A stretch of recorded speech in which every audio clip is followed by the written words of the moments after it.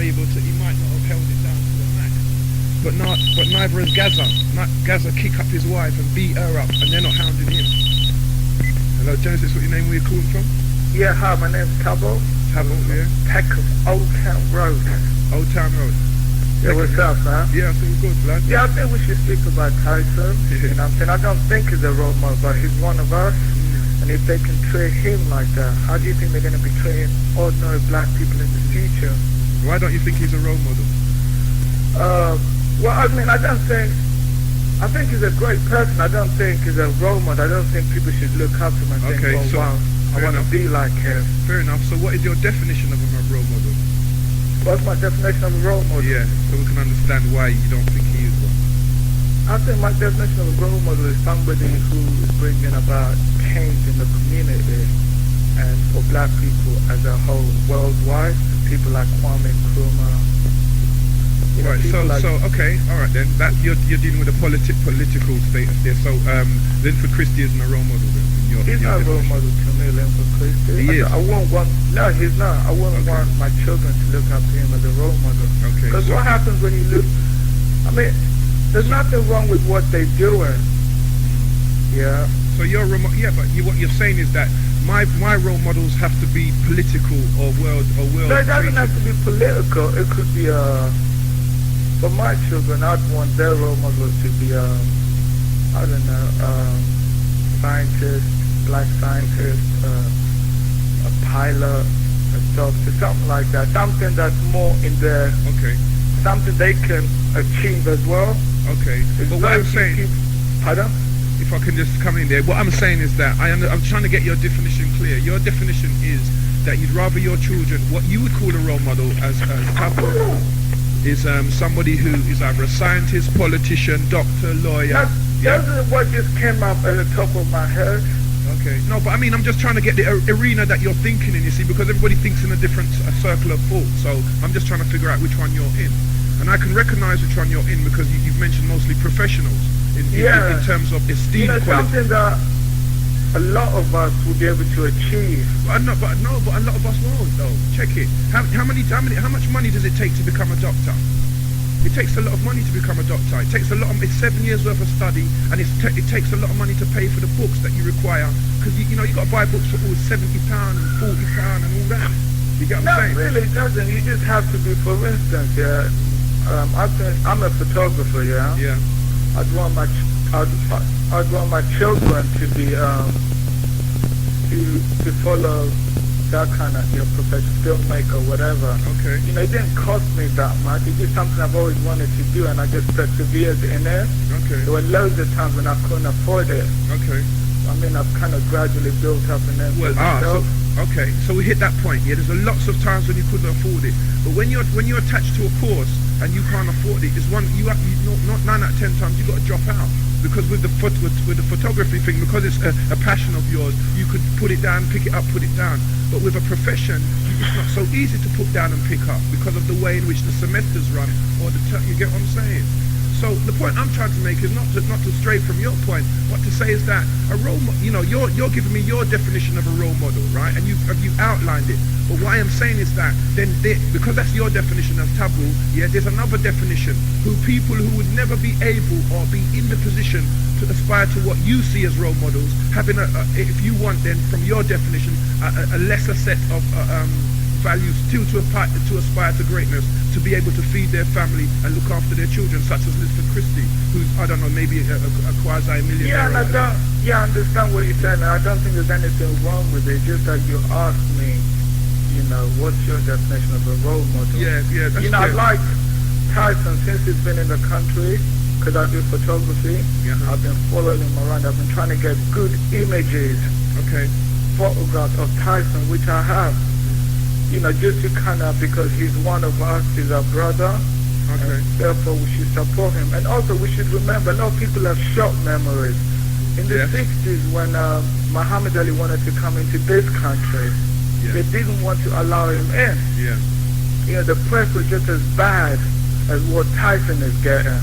So this whole thing is political. Of course. And so we got to differentiate between, is it just a role model, or is it just, are they setting the president for what's going to be happening to black people as a whole in the future. Okay. In this country and in America. Yeah. Like with Muhammad Ali and these people, they won't let in Farrakhan because he's too radical, yes? They will only let in people who they believed have come to their understanding of how the world should be. Yeah, that's right. The reason why Ali was an enigma in his time, in his youthful era, yeah? The only reason why he's become such a person that everybody can look up to is because he's the shadow of the man that he was. Yeah, that's because right. He's that same. Imagine if he was that same fiery person. They wouldn't want him in this country. I agree with you, and that's why I did not go and see Muhammad Ali when he came to Brixton. So did I, actually.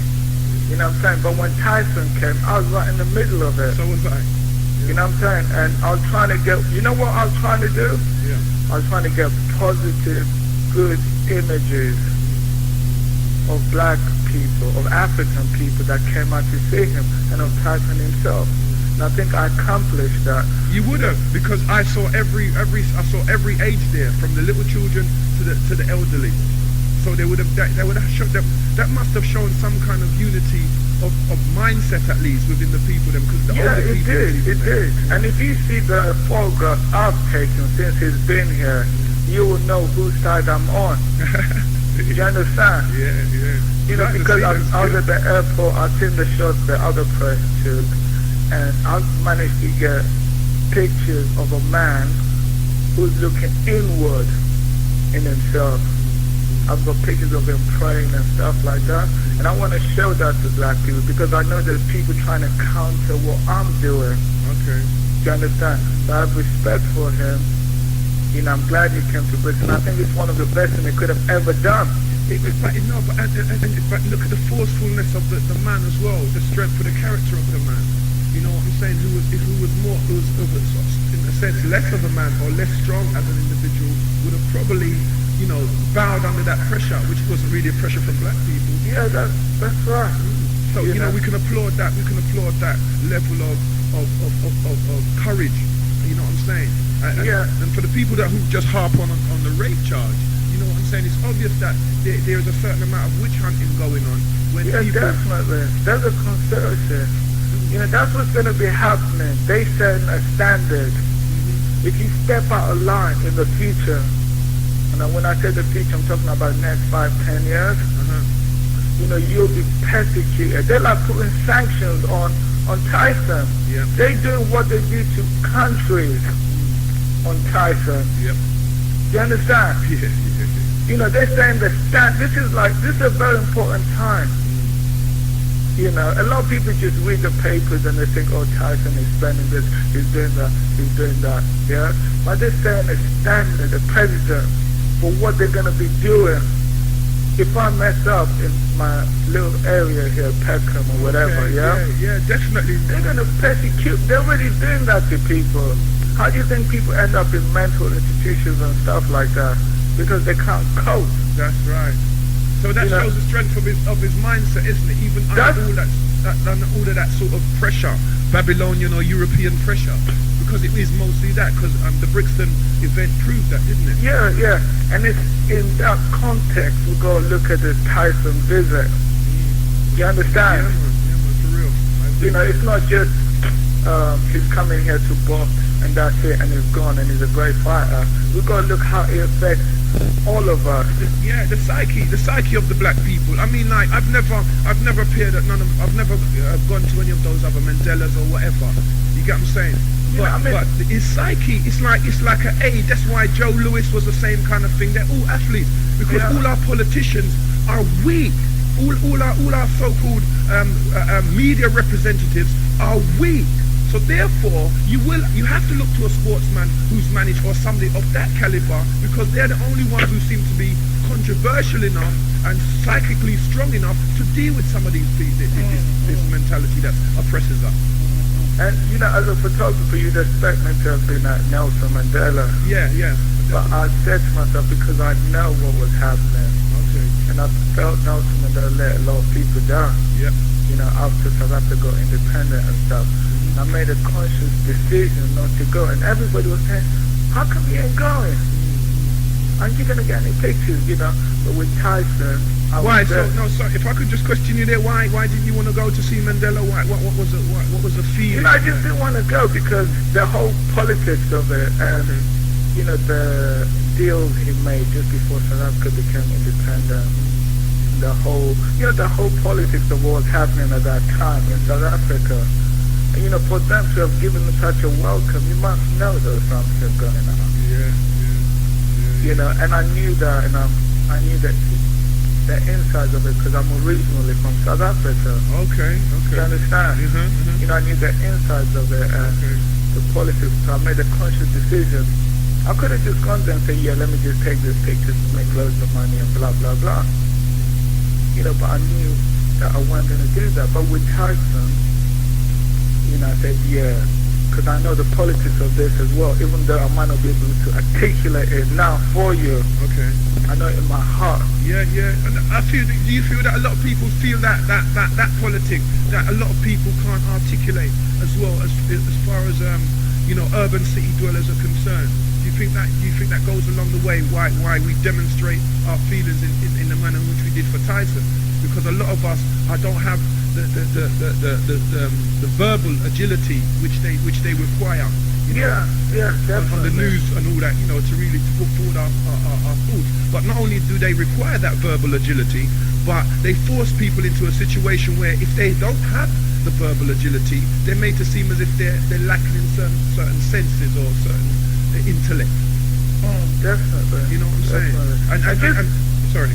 I'd also like to say for all those people that like Tyson but supported him, and they keep on buying all these tabloids like the Sun, the Mirror, that's been writing up on Tyson. It's a contradiction. Do you understand? Yeah, for real. Because you actually you're making money for these newspapers, and at the same time they're dissing the man. And you say, I'm down with Tyson. It's a contradiction. We've got to look at that as well. That's cool. Africans, black people as a whole say we want freedom, but we still watch TV. Do you understand? Yeah, I get your point, sir. We're buying all these newspapers and everything. I know we got to get our information from somewhere. But there's certain publications that say definitely no. But this is what I'm saying, all the people that on the rostrums and who have the political or the speakers arena or the speakers rostrum, the people from a political standpoint or from educating the people, they talk about a white man's agenda, don't they? They talk about what the Europeans would like us to be or do and how we should behave under their law. You get what I'm saying? A bit like like the Jews. Like the Jews who wore the Nazi band in the Nazi camp. In the Nazi war camps, that there was a set of Jews that actually worked with the Nazis, even though they were oppressing their own people. They did, as long as they were getting a little privilege of extra tea or an extra bit of ration, they would do that. You understand what I'm saying? So these are the types of people that we have working for us in our communities. They're actually wearing the Nazi armband. That's right. And that is what I'm sorry. That is what I'm saying about we need to clear up. Don't you think so? Yeah, that's exactly what's going on. I think you just explained it properly. You just kind of, said what I wanted to say. Okay. By giving that reference to the Jews and those people that wore, that's what's going on, and we need to stop that. Yeah. And I'm glad we're having this discussion because it's not just about sport, boxing. It's a whole issue. It's a whole thing, and it's setting a precedent for how they're going to be treating us in the future. Yeah, that's right. Because once you step out of line, they're going to crack down on you. Even if it's just a little political issue. Trust me. That's why a lot of these so-called role models and whatever, when it comes to issues like that, they keep quiet. Yes.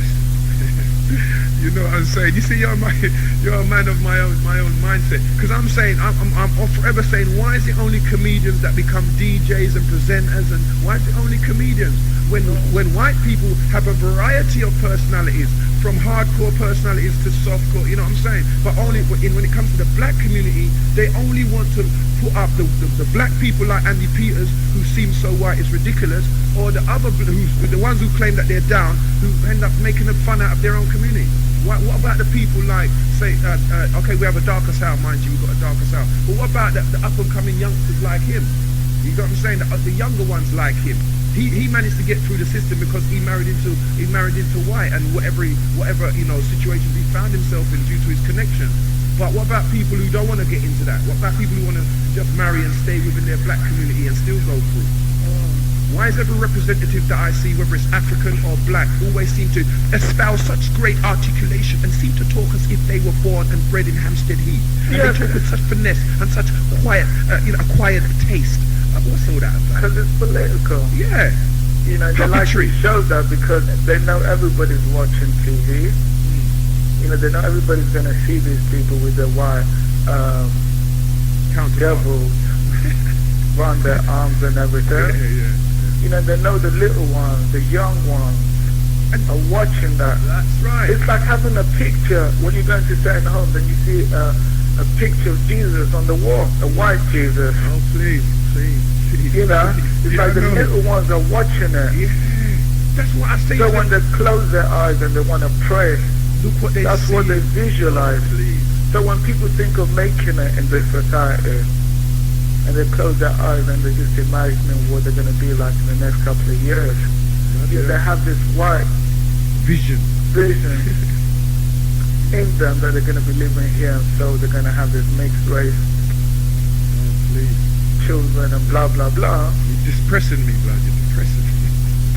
Because I know that's the game. I know what they're up to. I suppose obviously there's a few of us obviously who are aware of what they're up to.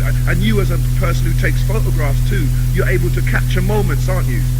Definitely. That's what it's about. So you're able to see an overall picture as well, especially if your mind is within a black mindset. Yeah, because the whole thing about photography and media and everything is political. Okay.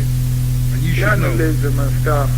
That's why you have certain newspapers. You know, they say this newspaper is to the left or right or whatever. Right, like the Times, the Telegraph, and one's right wing, one's left wing, or more to the left, more to the right. Yeah, because it's political. Yeah. And a lot of our people don't understand that. Yeah. You know, they don't understand the politics of today, of what's happening. You know, like simple things like going to the shop. You know, if you have two shops here and you decide which one to go to, that's political. Yeah, especially. You know, a lot of us don't understand that. So we end up making these people rich by buying their newspapers. But what about, this is what I keep getting back to, but what about the ones who then set themselves up in business, and then exploit their people? Yeah, it's like another ending, you know, we're just under it all the time because... Yeah, that's political as well. I find that I've heard from a lot of people on these shows and stuff that saying the black man charges you even more. Definitely. I've experienced that loads of time. And you know what I do? I'll pay the man, even if it's a cab driver or whatever. Yeah? Then I'll sit down and I explain to him, why did I come here to you? I came here because I want to help you. Help yourself so you can help me in future. You know, and I said, if you carry on like this, I'm not going to come back to you. So you end up losing in the long run because people are not blind. People can see through that. But that doesn't mean you should run to the next white man. I understand. I know, because I'm the same like you. I take them same cabs and I argue. I sit down there and argue with them and say, well, what are you talking about? And phone your office and read it. I understand what you're saying because you have to make a stand for your own as well. Yeah, and you tell them, it's like 2 days ago I was rushing incidentally to go and take some pictures of Tyson, and I jumped on the bus and I didn't have change, and I thought, damn, I got to get on this bus, and I asked the only people I asked for change were black people, and they all ignored me. And then this white lady, she clocked what was going on, and she said, oh, I've got some change. And so she gave me change, but I knew her game.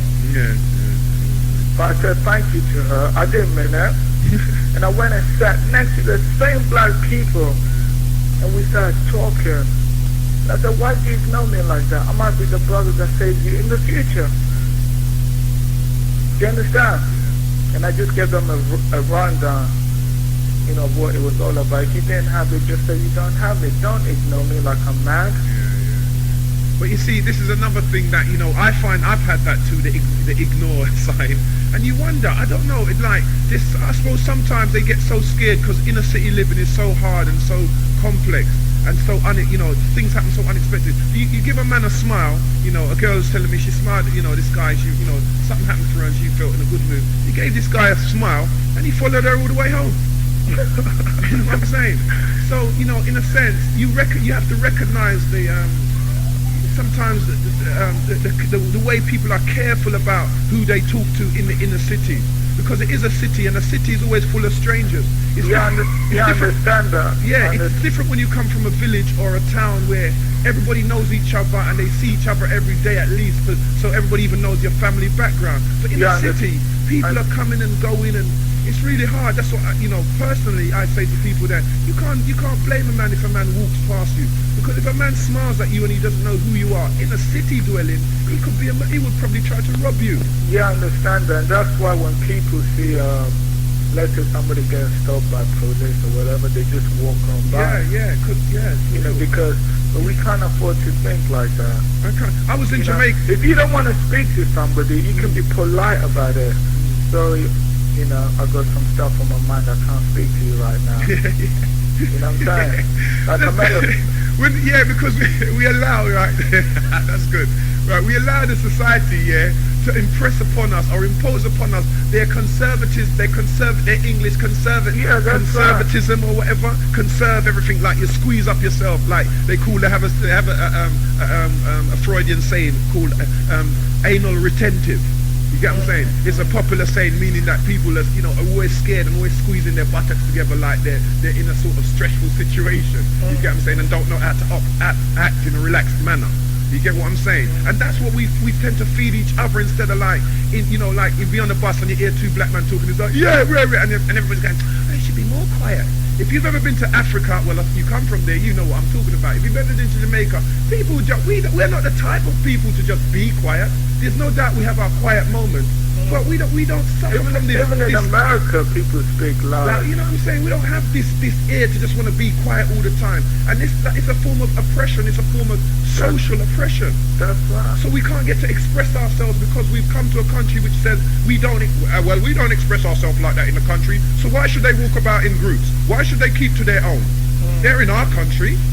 You know what I'm saying? So a lot of us bow to that pressure, and they themselves elect black people who bow to that pressure in order to be like the Jews with the Nazi bands in the Nazi camp, to oversee us and keep us in track. Like Dion said, Hill of the Pride magazine. You know what I'm saying? She's talking about before she talked about black issues, she's talking about Tyson should be getting in touch with feminist issues. Black never came out of her mouth. It's always feminist issues which started from the suffragettes, which were white people when our great-great-great-grandparents were still slaves. So I don't understand how black women can latch on to an idea, claiming they're for black people, and then still championing an idea that has been fathered or mothered by their white oppressors. Definitely, I agree with you. So I mean, like that's what I'm saying is that we need to stop pointing outward. Let's start pointing inward. And the more of us that point inwards and say, look at that man there, is the less power they will have. And the less power they have is the more socially aware groups of young people will be growing up. So that even if it's not in your time or my time or in your children's time, they will be able to look to different kinds of, as you were saying, role models. Not just have one set of role models to look up to, like athletes and rare. That's my precise point. But you see, what the white establishment is doing is they're gearing out to look at just one specific kind of role model. That's right. From when we're at school. That's right. I mean, even in EastEnders, and Brookside, and what's the others? There's loads of them. I can't remember all of them, right? Each one of those, like you said, it's political, Each one of those shows has a black man or a black woman with a white counterpart, yes? Yeah. What is that? Do you know a whole lot of people like that in your normal everyday life? Do you know a whole bunch of people like that? Because I don't. I don't either. So how are we allowing ourselves? Where are all them phone calls who phone up Doctah X and saying he's this and that? Why them people ain't phoning up BBC and saying we are fed up of seeing black and white people together, considering that is not the norm within our society? It's not the norm. It's just a projection of white people who white viewers want to see, from the 13 million who watch EastEnders, or the 16 million that watch Coronation Street. A lot of people watch that. So imagine, for 16 million people across Tyneside, Yorkshire and all that, all they keep seeing is a black man with a white, or vice versa. Yeah. So they're getting programmed to believe that the only good person acting black is a person connected with a white person. That's exactly what I'm saying. That's why I said you can't say you want freedom and still watch TV.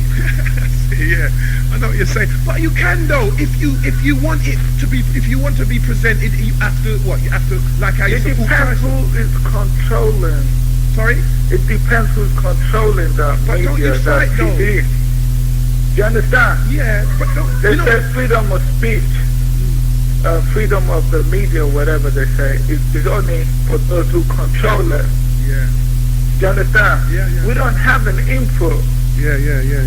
But should we try? Like, you're a photographer, right? Have you faced any problems in that era, whereas they don't want to see a particular image and you think it's a very positive black image, and they say no, we don't want that? Loads of times. There've been images I've shown to editors and stuff, and they've shown it in turn to their superiors. I mean, they've shown different images than the ones I wanted the editors to see. Okay. Do you understand? Because they felt threatened by it. Like during the Stephen Lawrence case, I got loads of very strong images, Yeah. And they published the ones I thought were not strong. Right, you see? Because we don't control. Yeah. Do you understand? Yeah. We don't control that whole thing, so they can choose, they can pick. Like, I was looking into those newspapers, in the Observer, and they got a piece there by Doctah X. Doctah X, yeah? Yeah, on Tyson. And I don't like Doctah X that much, but the piece he wrote in this Observer is quite good. Yeah. But you should see the picture they used with it. Yeah. Of Tyson. Pathetic one. It was like terrible. It looked like it was, it's just a bad image. Okay. Like a murderer, you was going to say? Yeah, like a murderer kind of thing. But we know that. But look, if you look at the picture that they took of who was that guy that politician who got caught out lying? Sorry, the name is not coming to my head immediately. Yeah, I know the one. The writer, Jeffrey Archer. Yeah. If you look at this, if you looked at, because I know you're a photographer, so you will see some of the pictures. You know what kind of image they were trying to catch. They couldn't catch a certain image of him until they got the right image, which was him like a beaten man. Yes. They had this image on one of the newspaper, and it had him like in this kind of frowny sort of like, oh, why don't the people get off my back look.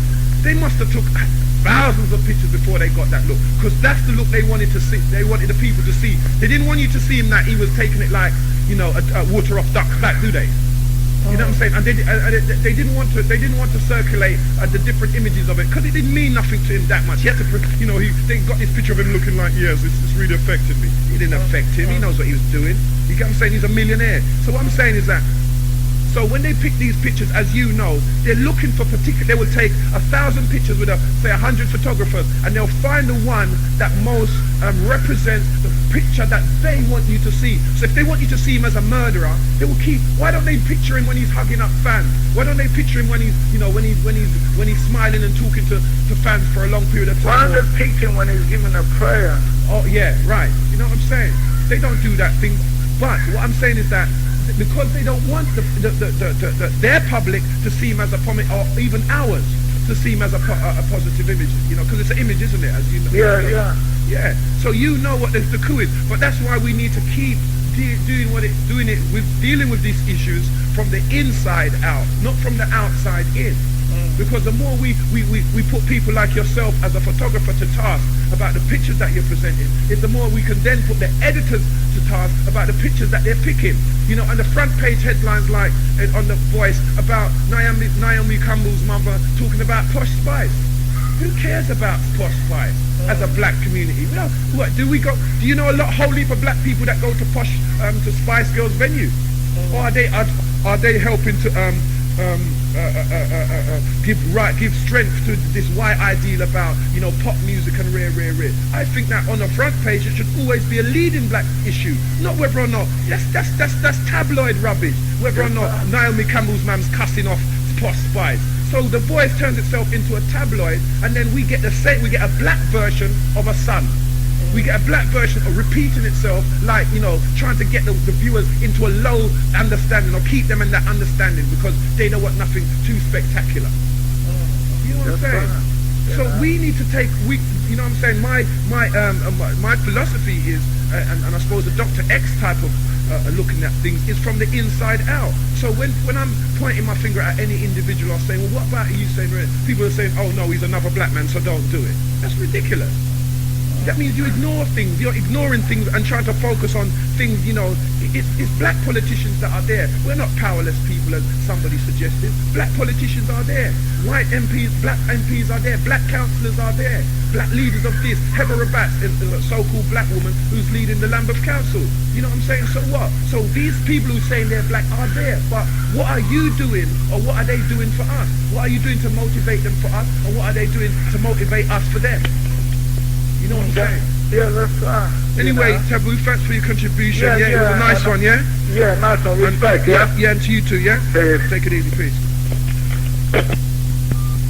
Yeah, that was a long one. Nice one, Taboo. You know what I'm saying? Them is the kind of people that we got in our community, you know what I'm saying? People who are doing, positive things and trying to, entering into that field of,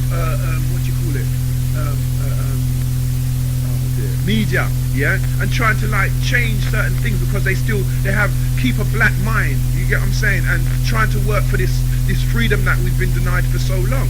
You know what I'm saying? It's never going to be an overnight thing, but at least we need to make sure that we're keeping on at it and we're looking at the issues that that deal with that. You know what I'm saying? Tyson is not a positive, what people would class as quote unquote positive.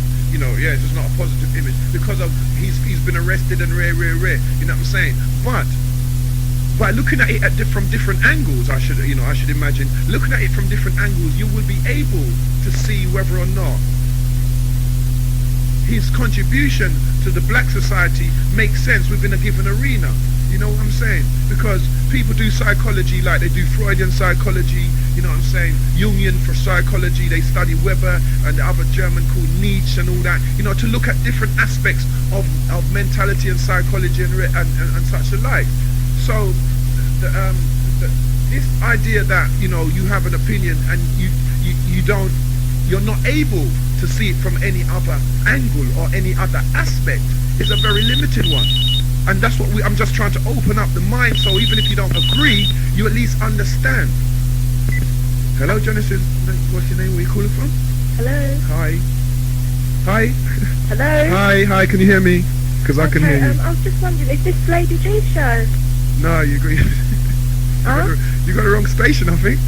Okay, sorry. This is Genesis. Lady G show. That sound like a lady. Anyway, what am I saying? The number is 07931 844 806. Respect. Yeah? 07931 844 806. Yeah? The issue today is all about the iron mic.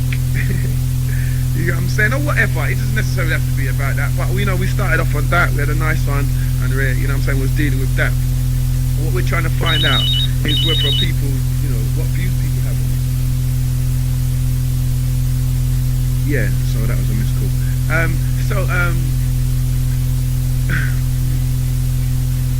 I think it's interesting to note that we have loads of people out there who really see Tyson as a negative role model or negative stereotype or whatever the case may be, without looking at the positive aspects of it, because of him, because in a sense they're kind of saying that there's no one out there who's going through certain problems and having to overcome them.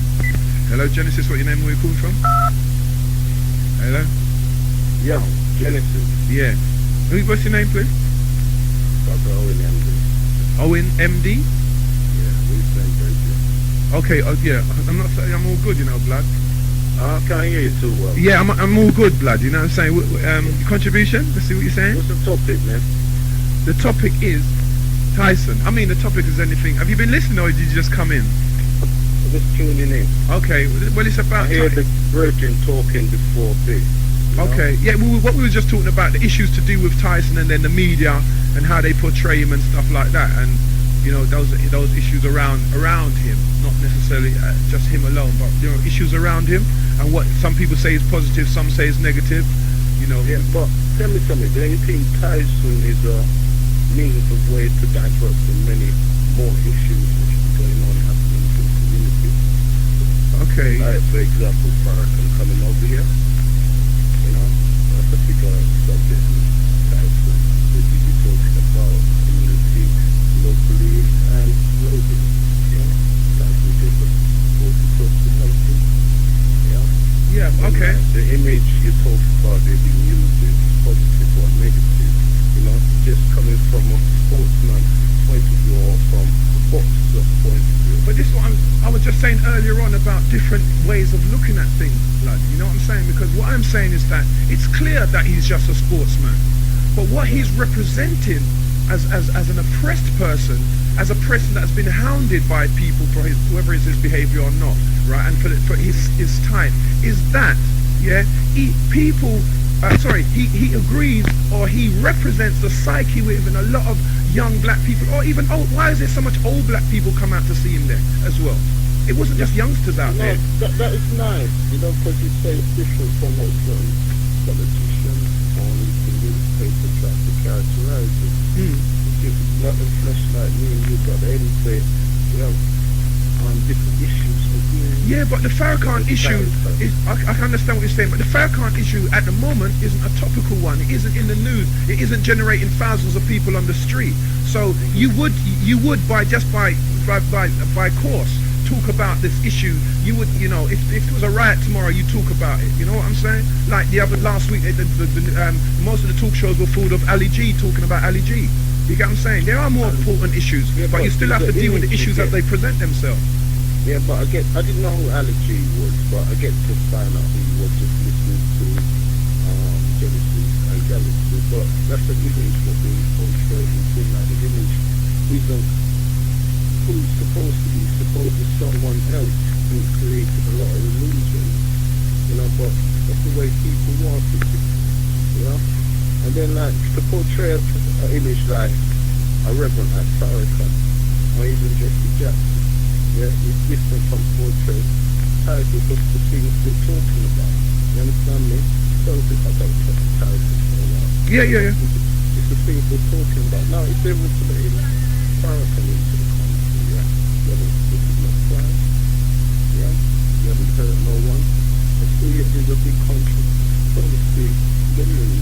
Yeah, right. You know? So, we as people should draw reference from that. Yeah, which is what we was talking about this morning. But what we're saying at the end of the day is they control. You get what I'm saying? We was talking about the passivity and, you know, the people who are in power. You see, you're saying, I keep saying, my personal philosophy is not looking from the outside in, it's looking from the inside out. And I'm saying we have enough. If we can't do nothing, we've got people in places. We've got people in media. We've got people in politics. We've got black people where they're supposed to be doing nothing. So therefore, the reason why we can draw, we as only sort of urban dwellers, city dwellers, can talk about like on sort of illegal radio, so to speak, rather than on, you know, GLR or any of them other radio stations, is in a manner which is for the people. So what we're saying about Tyson is that even though his manner is not one of Lennox Lewis or Bruno, can I ask you something? It still has an effect on the community. Yeah. Can I ask you something? You know, like, you see what happens to Tyson, the public, right? When you think the public, who's listening to who? The public's listening to you or listening to Troy? Is the public listening to Galaxy or listening to Kid? You see what I'm saying? But you find the public's listening to you. You understand what I'm going to say? You feel the public's listening? They're not listening to you. You're there to use that ear spirit to wear the solution. Am I right or wrong? Sorry, say that again. I'm using the airspace for what? No, you are there, yeah, as a mouthpiece. Yeah. That airspace for the community, am I right or wrong? Yeah. Okay, you're right. About 1 week or 2 weeks before, what are we doing? I mean, it's still the mouthpiece. I'm referring to army authorities. They don't get into my side. So what I can do is I try to get in their heart. Is why they need to get such a show them it's a better way, step by step. Yeah, but what are we doing again towards getting our 400 years of money? Yeah, I think someone sort this out. Why all on what is demonstrated? I take Saturday night watch, yeah, but you hold that keep all right, respect. Yeah. Yeah, so we've got another brother saying that, well, boy, he feels that we should be doing a bit more about this, you know what I'm saying? And, you know, a man is saying that it's time now for us to take action. Well, it is, but we have to motivate the mass of people first. Hello, Genesis, name we call for? Greetings, Legend, how's things? Yeah, it's cool, blood. Who's speaking? Luge-ing-ton. Luge-ing-ton? Luge-ing-ton. Yeah. Well, alright then, blood. What are you saying? Yeah, well, I say you have a point to use the angle to this still because white supremacy affect me in all kind of different ways and it affect me in the area of sports as well. Yeah. So therefore the people that must know how it affect me in the area of sports, because the people that don't know how it affect me in the area of sports, then they won't know how it is destroying them life or how it is confusing our children. Yeah. See, so therefore you have to go and deal with them issue and raise the consciousness because sports for the sake of talk about sports, so you're not huge up it, even though it's a natural ability where you have. What you are doing, you are tell the people them, oh, white supremacy, even though you never use that term, you are tell the people them, oh, white supremacy affect we people, seeing in the area of sports. So it's an important thing. Yes, Luge. The big problem me personally have still with what Tyson did the other day is that the man come over here and spend all over $1 million on a watch and he's supposed to distribute that between certain black organizations where do something for the community. So I know said art for we raise funds and all them kind of thing there. So he's not supposed to try to compete with Queen and say, oh, cause Queen going there to come buy jewelry, me are going there to come buy jewelry officially say, oh, me have done money. But don't say them have money, but them have money because them slave you out. Slave them out to get the money there now.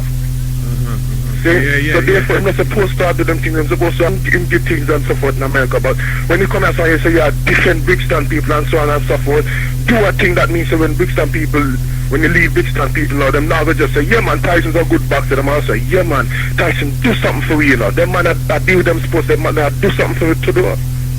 A true thing, yeah, I believe that, blood. So that's my angle. Yeah, that's wicked, like, respect, blood. I just take good care and big up the Genesis crew and all of the masses, them, cause we love the community straight up, see? Respect, Luge. Love. Yeah, man. Yeah, see? Yeah, it's true what he's saying. I think that is a very pertinent point. But you see now, the point he raised was bang on. If Dion St. Hill did go on the news and talk about it on BBC 2 late night news, I would appreciate her from that angle. But she just come on beating down on Tyson, you know what I'm saying, and just having one-sided issue. You know what I'm saying? He should have done this he should get in touch with feminist organisations. But when you consider also he's got to train, and when you consider what he has to do, I've heard that he's been doing things under the quiet. You know what I'm saying? This is what I've heard because there are people who are closer to him in terms of community groups and stuff like that. But also, you know they control out how you reach him with the security and stuff like that. You know what I'm saying? You know that we don't have any legitimate forms of companies or organizations that can approach him, legitimately, without having their own agenda at hand. I know only for little man them who's around him and know about the flex and know this security company and this and and ways in. But there is no legitimate organisation as that. So you say, well, if you present this to this organisation, the organisation will sort out what is whatever, and a bit like the lottery fund. You haven't got, I'm not talking an organisation that is the lottery fund, but I'm saying sort it out like the way they sort out the lottery and give to certain organisations. So you couldn't just 600 men can't go up to Tyson and say, can you help me out with this affair? Can you help me out with that affair? Within a situation like this, you'd have to have, because of the way the government constructs things, you'd have to have legitimate organisations, you get what I'm saying, that present themselves to him. And if they don't think he's a role model, they're not going to present themselves to him. Hello, Genesis. Your name? Where you calling from? Yeah, it's Sam Pino. Sam Sebo. Sorry. Tam Kwanu. Tam Kwanu. Yeah. Yeah. Respect, lad. Yeah. It's all about this Tyson issue. Yeah, I really agree with Luge-ing-ton about what he said that Mike Tyson should have gotten in touch with love organizations. But one thing I want you to understand is, without really delving into the issue of whether he was really guilty, because it's all politics, even over there in America. But just to say, if he had gotten in touch with all these rape organizations or feminist setups and all these things, it would have been admission of his guilt. And that would have been like some sort of like meltdown in the pickup you get from the people. Yes, you know what I mean? yes. Like a tail, like a dirty part of it, and we don't want none of that. Let him just be. Quavo, respect, blood. Please with him, man. Yeah, you know what I mean? Yeah, He's just living his life. Yeah. We wouldn't have appreciated. Sorry to cut you, but we wouldn't have appreciated that, would we? If we see him doing and bending and turning, we wouldn't. All them people wouldn't have come out.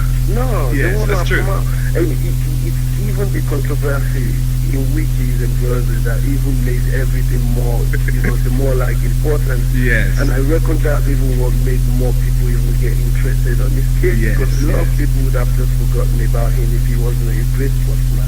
Yes. You see, so we have to see, even though, I mean, the way I see him, it's not about black or white or whatever. It's all about who is doing what. If he's a white man that's one day world heavyweight, whatever, and he's gone to jail for whatever he's done, he'll still have his pardon. So why should we, keep going on this case? That's right. You see, and people are saying he's gotten all this publicity because he's a rapist or whatever. That's fucking that's nonsense. Because Gary Glitter is dead, and people know, what he's done. How come nobody's, hounding him and screaming his name and everything? I think he should just be who he is. Of course. The black community see him as their son. So I would say their son, their baby. That's right. And they are there to support him. Yeah. And people are surprised because he's not getting the same kind of like big ups in America because, Compton and all that. But over here, they just want him. Even if he were to be living in England, I reckon he'd be better off. Yeah. All right then. Respect, lad. Yeah. Respect for that contribution, Quavo. Yeah, man. Yeah, so it's true. It's true. You know what I'm saying? Like, if he'd have done all that little bowing and scraping, he would have been respected by that bourgeois, that petty bourgeois community, and all them little black white people. He'd have been respected by them, but he would not have been respected by those masses of people that turned out to see him on the other day. You know what I'm saying? So that's what they're trying to get him to do, to bend and twist and turn and bow. You know what I'm saying? And most people who understand what the community, like even at the Tyson incident, you know what I'm saying? There's some policeman whispered into an African traffic warden.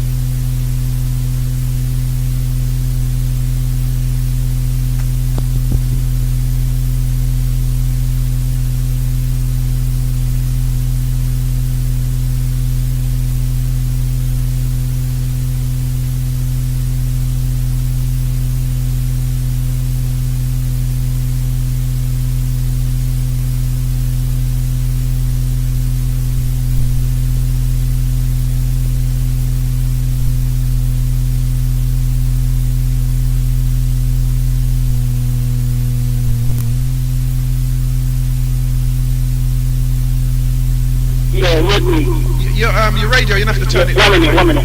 Yeah. Oh. I just want to say that Tyson. Yeah.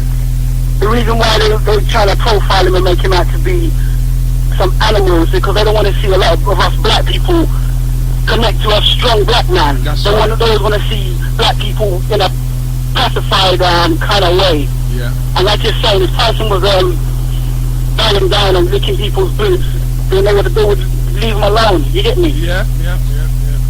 Hold on 1 minute, bro. Yeah. Bro, I can't hear you. Yeah. Sorry, can you hear me now? Yeah, you there? Yeah. You've gone lower though. Yeah. So what I'm saying is, it's all connected. So like my man before was talking about like Farrakhan not coming into the country and all of that. If you look at Tyson and what he's doing in America, yeah. it's for the people, like record companies and this and that, putting money into communities and things like that.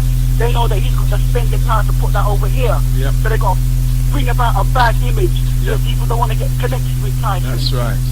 And I personally feel that if Tyson got the money to go and buy a big time watch, then buy it. You know, black people are supposed to have the best, and they deserve the best. If they got the money to spend on the best, then they should have it. What? Encourage other people to why do you think? As well. Why do you think? Sorry. Why do you think that is? Why people is like this Dion St. Hill fighting him down for spending his money what he earned, and when she's spending her money, nobody can't chat to her. Why do you think that is? One minute. Yeah, I'm saying, why do you think there are certain people, black people, remember, who feel that it was impertinent of him to spend this money on a watch for how much million, when when that money should be used according to what that that black person is thinking he should use it for? Why do you think people have that attitude? Well, at the end of the day, I don't know. If at the end of the day, people are suffering, and then you got a person with millions like Tyson. He's a man that could help you out in a way. So if you're feeling a bit of pain and you see people putting money in that, you might think it's a waste of money, but at the end of the day, we got to step up anyway as black people. Yes. And so if a man can buy a watch like that, then but also no food that man's putting in the community. But he's also giving back, isn't he? They're not talking about what he's also doing. They're just pointing out what he's done. He lives in £1 million house. So how can you be pointing at a man who's got all these things in America? He's got X amount of cars. Sorry, I'm speaking into the mic. I think. Can you hear me? Can you hear me now? Yeah, because I'm speaking right close and it sounds loud in the studio. You know what I'm saying? Are you there? Yeah. Can you hear me now? Yeah. Yeah, I'm saying that he's got X amount of cars, he's got £1 million house, over a couple million worth of house or whatever. So this is a man who has already. You can't start talking about him spending money on a watch. This is a man who's already been spending that type of money. We don't know what he's doing over the community, what else he has done, but we, like you said, we do know he's done things in America. We know that. So these people, they're not getting their facts straight first. These other black people, these white people, they're just coming out with what they want to do, what they want to say to paint a bad image of the man because they have personal issues that they haven't resolved. Hello? I would say I would agree with that. And at the end of the day, Tyson, he's a man we can. Let me put it like this. Like with the Rodney King incident and O.J. Simpson incident. Yeah. Black people felt one way, white people felt another way. Yeah. And it's the same like Tyson. We can feel the pain in Tyson because we got our own people in our own community that's going through the same thing. Wow. Because we know enough man that's I'm not saying Tyson did rape the sister, but we know a lot of man that's got them charges put on them and it never got so. That's bogus. Yeah, right? For real. And enough man get stitched up and get a bird for simple things. Yeah. We understand that. Yes. And we can feel Tyson's pain. Wow. He's one of us. You get me, blood. You get me. But they don't want us to connect with Tyson. Because they're not even dealing with the spiritual or the empathy that we would feel. They're not dealing with that at all. They're just dealing with that. They've labelled him. Their system that's come from Britain, has labelled him as a criminal. So we should all see him as a criminal. That's what they're saying. Yeah. Whereas it was weeks after the rape, the girl reported it. You get what I'm saying? It took another time before the charges were upheld, and it was another time when they took him to court and said what kind of sex he was having and blah blah blah, saying he was an animal because whatever. If it was rape, why would all the churches in America? A lot of churches came out in America for him. Why didn't the people talk about the whole story instead of just talking about the fact that he was convicted? Because with that girl who smashed in that baby's head in America, they seemed to find everything to pull out the jaw for her, didn't they? Exactly. All the good things about her. That's right. And also as well, the media is kind of hypocritical because they say that they want equal opportunities over here, and they got such a thing called the Rehabilitation of the Offenders Act 1974. Yes. So if a man's gone to prison and done his time and supposed to come out, he's supposed to sort of be able to come into the community and start afresh. That's right. Every minute they're just throwing down about what Tyson's done, That's right. Trying to keep that image. That's right. At the end of the day, they don't want to see strong black men. That's right. What am I saying? Strong black men with a positive image. You get me? And you see a strong black man, he's got to be some type of animal who disrespects women. Yeah. You see what I'm saying? And because he's a Muslim as well now, that suits you violence. Yeah, because remember, Christianity is it seems to be on the decrease, and Muslim is on the rise. So therefore, they're having a problem, because remember, a lot when it's not political, it's usually religious. That's right.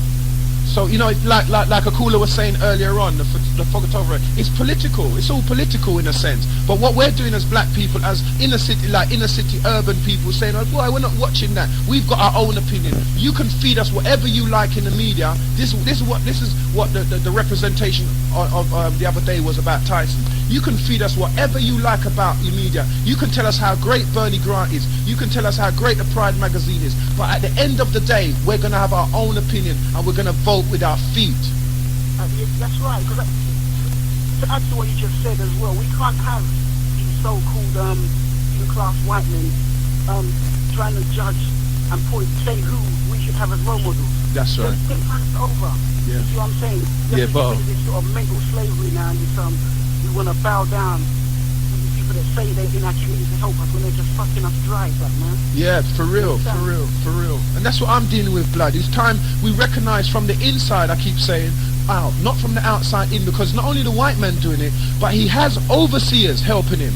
He has black overseers and CIA and spy-like characters within our communities that are in prime position, who are upholding this mental slavery and this mental oppression and psychological oppression. And these are the people who are playing games with our community, who are pretending that they're for you, when at the same time they're trying to assimilate into the system themselves.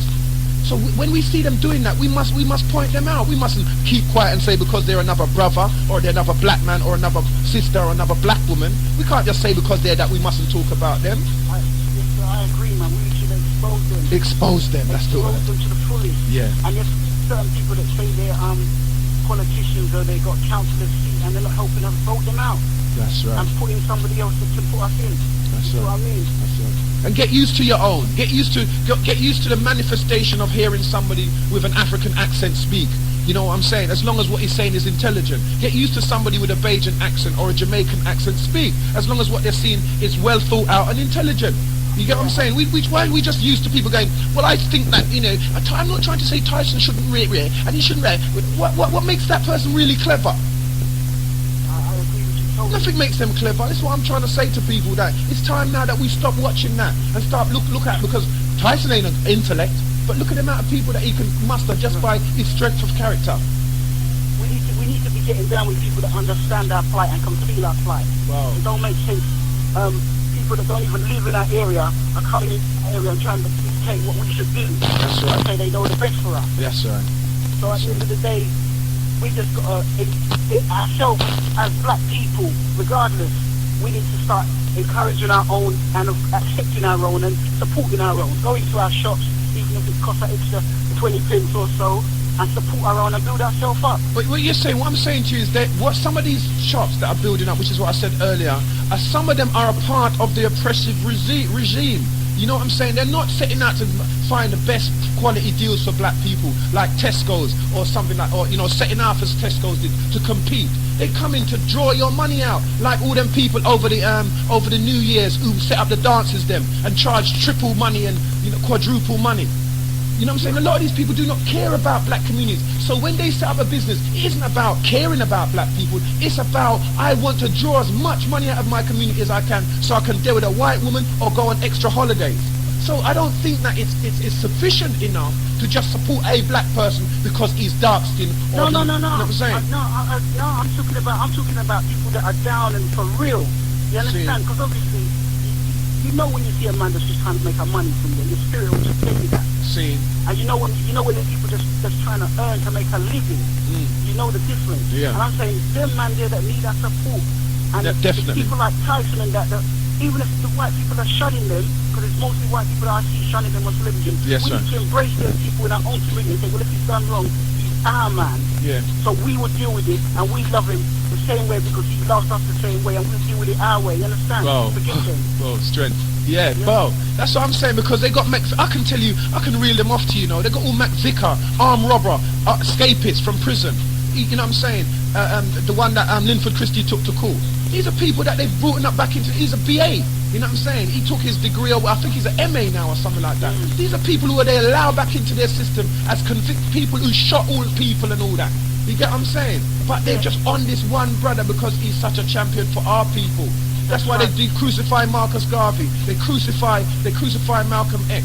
They kill them all. So why haven't people got the lesson? That's why it's important for Genesis and Power Jam and Galaxy and all them to start to help to keep that lesson going. To learn, make people learn what's going on, and let the children learn in a manner that's befitting of what you call black people or African people, not just the bourgeois people who feel that it's only intelligent people can talk in long, highfalutin language. What about the average everyday Joe? What about the people that Kwame Nkrumah came to, Marcus Garvey came to? What about these people? That's right. It's the language of the people. One more point, yeah? You know that man, what's his name? Dirty Dame, Liz Grantham or whatever his name is. The murderer! That's what I'm saying. Big time murder, gone to jail and everything. But for murder. They still love him. And they still put him on, they don't say when they got him on Easter, oh, we're watching this murderer, he's beating up whoever and wherever or whatever. They don't do they? That's my point. So yeah, good point. You get what I'm saying? So we know, people like us know. We don't want people like Dion St. Ill of the Pride magazine telling us who we should like and who we shouldn't like. They make their points based upon white society. And we're saying that, okay, even if you got that point, like some of the callers today, you make a balanced point, a balanced view to show that you're at least in connection with black people, but maybe she's on another level. Maybe she thinks she's higher than the rest of us. So leave her to it. Yeah, man. One more point. I just want to say that big up all women, but especially the black women, because we love them. And if they, in a case like Tyson, if they have been violated, that's wrong. And all them men that have done that, they need to fix up themselves, yeah? Wow. And big up the black woman, yeah? Yeah, respect, blood. All right, love. Yeah, peace. Yeah, man. Yeah, big up the black woman, yeah? And if they've been violated in that way, yeah, we know that that's wrong. That's not proper. Because we don't need to do that. You get what I'm saying? And we shouldn't be doing that. You know what I'm saying? So that is wrong, but that's long. Hello, Genesis. Oh, no. I think I lost that person. Hello. Oh, you there? Yeah, I'm here, blood. Yeah, we saying. Doctah X is Tafara from Broccoli. Yeah, how you doing? I can't hear you, blood. I can't hear you through my phone. Hello? Can you hear me now? Hello, blood? Hello? Yeah, I can hear you. Yeah, saying, yeah. What's that? Yeah, I want to talk about the Tyson thing still. Just a little, you know what I mean, little touch. Yeah. At the end of the day, we can all see the way they're dissing him to the fullest. You know what I mean? They let him come in, but they're just hounding him like some, they're trying to send him off key and all the rest of it, you know what I mean? Yeah, blood. To make they're just like spin off and at the end of the day, from the beginning, this thing is a setup right from the sister back in the rape thing and all. We can see it. Yeah, you know what I'm saying? But no one does say it, and then you got these little people on telly standing up saying, oh, well, I think we should give money to the battered women's rara. Yeah, right. You see it. So what they're putting conditions on him, like to say, yeah, if you bow like that, you're safe. Yeah. If you don't, we're on ya. You see me? And all these little funny people standing up talking crap. Yeah. But at the end of the day, the people know, and they can come down on the street corner and jam and chant. Because we know these newspapers, who controls them, who runs them, and they got a mindset which says, boy, no man, we can't have a black man from road out here. Yeah, bro. He's gonna do some serious waves and rim. You know what I mean? Yeah, blood. But just keep it raggo, yeah? Yeah, really. Alright, blood, hold it up. Boy, yeah. Big up to Farah, yeah? Nice, man. Yeah, so that's what we're saying. You know what I'm saying? We're all saying all the people off the road know what the deal is. We know the setup. You get what I'm saying? People who are from the road know the setup. So we're not affected by those news. That's what I'm saying about all these people who are they don't. It's a new day. This is a millennium. It's an awakening. Hold on.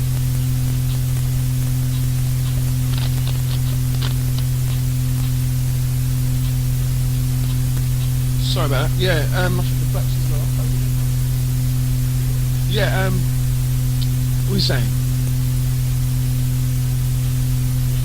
Yeah, the situation with Tyson is clear for most people off the road. That they don't want another person who represent the road. You get what I'm saying? It's like they set him up about rape. You know what I'm saying? They want to totally and utterly discredit him, like they did to Marcus Garvey, and Marcus Garvey died in England, poor and outcast. Hello, Genesis, the name where you calling from?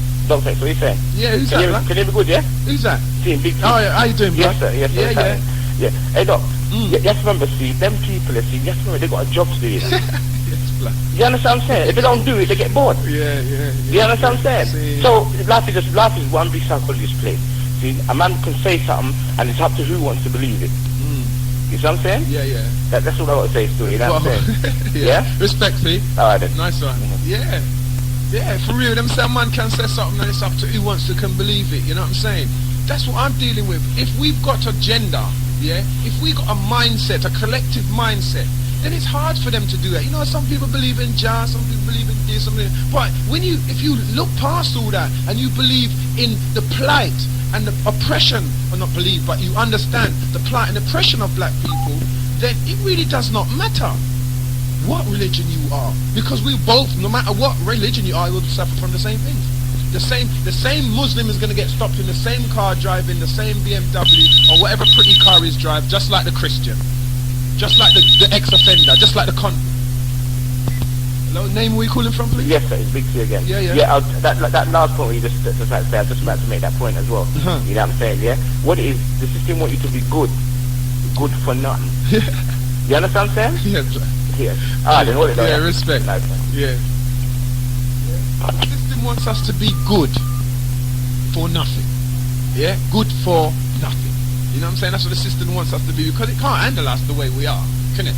You know what I'm saying? I'm talking to the policeman, he says, well, you don't need to raise your voice. I said, I don't raise my voice, that's how I usually talk. You don't know me, so how can you be telling me I'm raising my voice? Are you only used to people who talk in a whisper?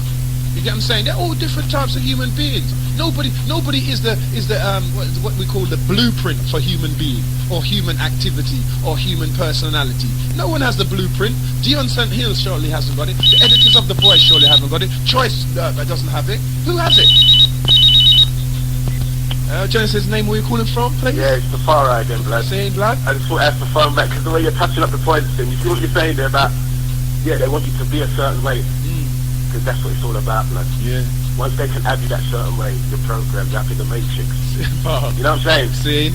And then they just got you on it now, and you're like, you're just reproducing.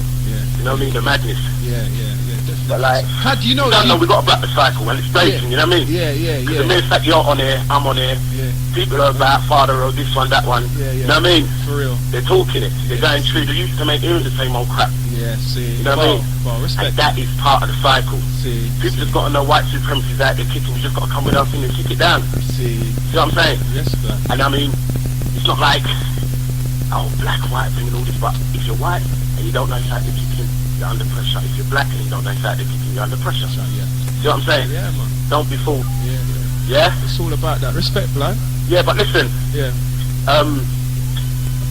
You see the Rago show? Yeah. Is it going to be, what's the next topic next week? Who is God? Okay. Yeah. Alright, blood. Hold it up, yeah? Peace, man. Nice. Yeah, so he's saying that, you know, if you don't know what's happening out there, you're in serious trouble. You know what I'm saying? It's a serious time. You get what I'm saying? And like a caller said before, we're not condoning no rape or nothing. We're not saying that the brother should, but you have to understand that. So, he says he didn't do it, or he maintains his innocence. But you notice when white people are on television and they're trying to be on the side of, if like one of their citizens get nicked in I don't know, Afghanistan, trying to smuggle drugs through or something like that. Yes, they say they're innocent, so we're going over there to have a look at this because they're innocent. You know what I'm saying? America, and we're going over there because she's innocent. She said she didn't do it, so we're going to go there. You know what I'm saying? Everywhere else where people say they're innocent when they've been wrongly convicted. You know what I'm saying? They always say, the newscasters always say that first, and he maintains or she maintains her innocence. Yeah, but not with Tyson. Criminal, this criminal, this rapist, yes, this is rapist, criminal. Yeah, rapist. That's all they're saying. No form of saying what the resistance is, why, and blah, blah, blah. Because I saw the news when he was about, churches came out, you get what I'm saying, organizations came out for him, realizing the railroading, you get what I'm saying, recognizing the railroading. Meanwhile, at the same time, one of the Kennedy brothers was nicked for rape, which he probably done, you get what I'm saying, because he can abuse the power, because he's in a political position, and he got off. Same time as so they focused everything on the Tyson case, so you didn't hear all the information according to, because they control the media, according to the Kennedy's case, to see how obvious it was that he had raped the girl. So you drag this guy out, this other celebrity who's black, and you counterbalance the two. You get what I'm saying? So that you have everybody focusing on Tyson and not listening to how the society and the Freemasons and all the lodge people them are manipulating their legal system to get one of their political clients off. Even when they, even when they commit treason, they don't go to jail. I can't remember. I don't know who's been to jail. The only one I know they whacked was Abraham Lincoln and Kennedy. Anybody who stands up for anything to do with black people get knocked out the game, mate. Abraham Lincoln, unless we shall get rid of slavery, and killed. Kennedy, we shall, our civil rights bill should be looked into, and and black people, boom, killed. So anytime John Brown, the one who helped start the civil rights move, kind of was a part of what made the civil rights thing start back way in about 19 whatever. John Brown, killed, hanged. You know what I'm saying? Because every time a white man stands up for us, it's even worse. A guy there was another man who used to do the printing presses. You know what I'm saying? A white man who was saying that slavery is despicable and it must go. They killed him and threw his printing press in the river.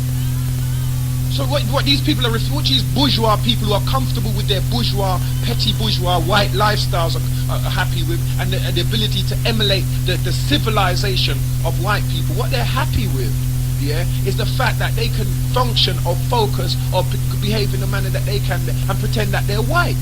That's what they're happy with. So therefore, when white society stands up and says, yeah, Tyson is a this or that and the other, they'll jump out on their side and say, that's true, because we're wearing the armband.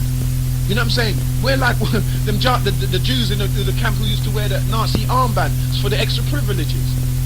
That's all they're getting, is extra privileges. But when they're tapping down and feeling up Diana Ross's tits and all that, you know what I'm saying? No matter who you are, no matter how white, because she's, she goes on like the living, but she realized at that moment in time that when they don't care, they just do not care. And there's no way we're going to get every black person on our side and everybody, because some people went to boarding school with white people in the different parts of the counties. Some people grew up in white environments, in white areas. You get what I'm saying? Some people grew up in black areas, in black environments, and went over to them. So there's no way you're going to get every black person on your side. But what you can get is a mass thinking, is a raising of levels and mindset. You can definitely get that. You get what I'm saying? By incorporating into your everyday life truth. Not religion, but truth. As long as you realize and you have information and evidence to support what you are saying, then you can put it on the platform. You can put it out for people to see and look at. Truth will set you free, as they say. I mean, it's a bit like I'm preaching because of people's talk show and all that. But I've got to add, because it's a philosophy. And unless we, and like a caller said, Tafara said, you know what I'm saying, we're out there now. The children now, or the younger people, them are no longer hearing do what they tell you to do in school. Especially when some of them racist teachers walk past you and conk you in the back of your head with their elbow and say sorry, because that's what they do. You know what I'm saying? So when certain youths lose it and hit them with a chair, they say that the youth is violent. But never concentrate upon the subtlety in which the teacher who doesn't like the way he dressed, doesn't like the way he talks, doesn't like, the way he performs around the school, or to jack the lads in, has wound him up. Nothing takes a look at teachers and their representation, or their racist representation to pupils. You know what I'm saying? So no longer are the children hearing that. They're now hearing, no, we know that some of these people are wrong. Hello, Genesis, your name, where you call from? Yeah, my name is Babatunde. Babatunde, yeah? Yeah, I came in. Yeah, you see, I just heard you say something just now about truth. Yeah. And that's what, the inquiry is supposed to be based upon, because, for instance, we in Africa, we really take the truth to be, unchangeable. That's right. And, very static. And, for instance, we were taught in my country, in Lagos, Nigeria, that Mongo Park, the Scottish missionary, that he discovered the river Niger. Okay, can you repeat that again slightly louder? Who's there was a man called Mongo Park. Mongo Park? Yeah, he was one of those explorers and missionaries. Okay. So they said he discovered the river Niger. Okay. But what they failed to tell us was that River Niger was known by another name by the indigenous Nigerians. Anyway, the point of the whole issue is this. Now the Nigerians keep growing up looking to the white man Mungo Park as the discoverer of the river upon which their houses are built. Okay, the River Niger, yeah? Yeah, River Niger, that's where Nigeria got the name from. Okay. Niger area. Okay. So what I'm saying is, it's the way they said, the other guy discovered Jamaica. What about the Arawak Indians and all those That's people, right, Christopher Columbus or what? Yeah, Columbus, same way with all those red Indians in America. Yes. So what I am saying is, you see, it's deep founded, I'm talking about the way the Africans look up to the white man like a savior. And that's why it's so easy for them to present their political, religious, and, all these their dogmas as the standard upon which, they assess everybody else. That's right. And many black people are accepting that. Right. And their approach is dogmatic. Their approach is very dogmatic. And they will enforce it on you. Yeah, we said it together. Coercion. Yeah. Like they make you believe it. That's we right. talk about the free market now. When everybody hears free market, they think, oh, it must be free. You're thinking of Oxford Circles and but nothing is free there. It's semantics. Yeah. It is. Using words to, it's like making words from a song. Using words gymnastics. Verbal acrobatism or verbal athleticism. You just use another word for it. That's right. Semantics. It's all these free market, their political system. For instance, many people want African and Caribbean economies to be just like those in Europe or all these industries. But you have to understand the social side is different. The cultures, the values, the tradition. For instance, in Africa, I don't think capitalism is a system that will be easily, applicable because the people are, kind of like socialistic. They have this social coherence, that togetherness, which is, synonymous with socialism. Yes. That's the only political thing we can look at, isn't it? In terms of us, our behaviour is socialistic. That is why most black people would rather used to, I don't know about this new Labour, but would have preferred the old Labour because they had a socialistic policy. It was when the clause 4 was, omitted in their manifesto. It was. But, that was when they started, moving kind of right or whatever. Okay. Anyway, another thing I want you to realize is all these countries that Britain and America are at war with, it's usually because these countries, Iraq,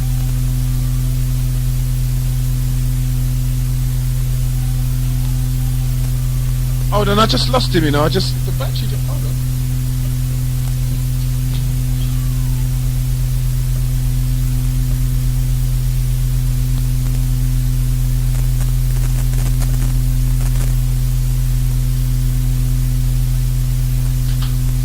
Sorry, it says discharging on the battery, so I don't know what that is.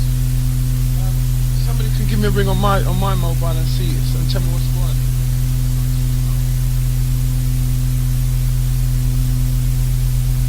Sorry. Let me turn down this a bit. Sorry to that caller, Babatunde. Yeah, I don't know. This thing is just gone. It's just discharged. It's discharging, and it won't. Now it won't do anything for me. So I'm going to take the battery off. Put it back on. Put it back on. What's the battery go? Charger. It should.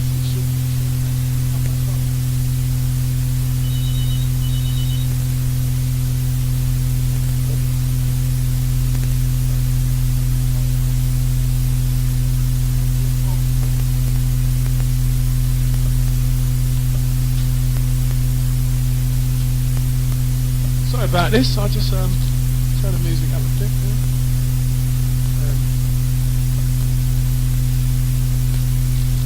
Trying to figure out what's going on here. Sorry, it's like got me off a bit of an odd. Forward! They all of the guys them 24/7. I don't know the look late and sweet.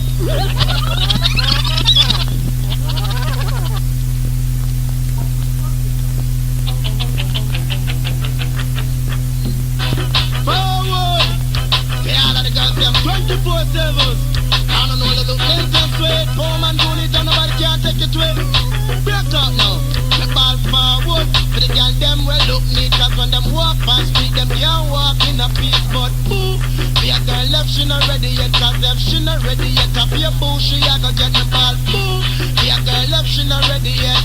Boo, be a girl left, she not no etiquette. Boo, be a girl left, she not no respect. Boo, I'll shine the back of she a go get. Boo, cause her hairstyle not ready yet. Boo, cause her frock not ready yet. Sorry about that. That was not the kind of, women playing that music. I just had to do that so I could deal with this issue. You know what I'm saying? It's just something to have in the background, the B side of it actually. So we just don't have this bit of silence in the background. Sorry, Babatunde, if you can call back in, yeah? It was just a little malfunction there, so it cut off, the battery cut off. Now I plugged it into the mains, it'll be alright. It just hums a bit when it's plugged into the mains, that's the problem. Other than that, it's all good. Yeah, caller? Hello?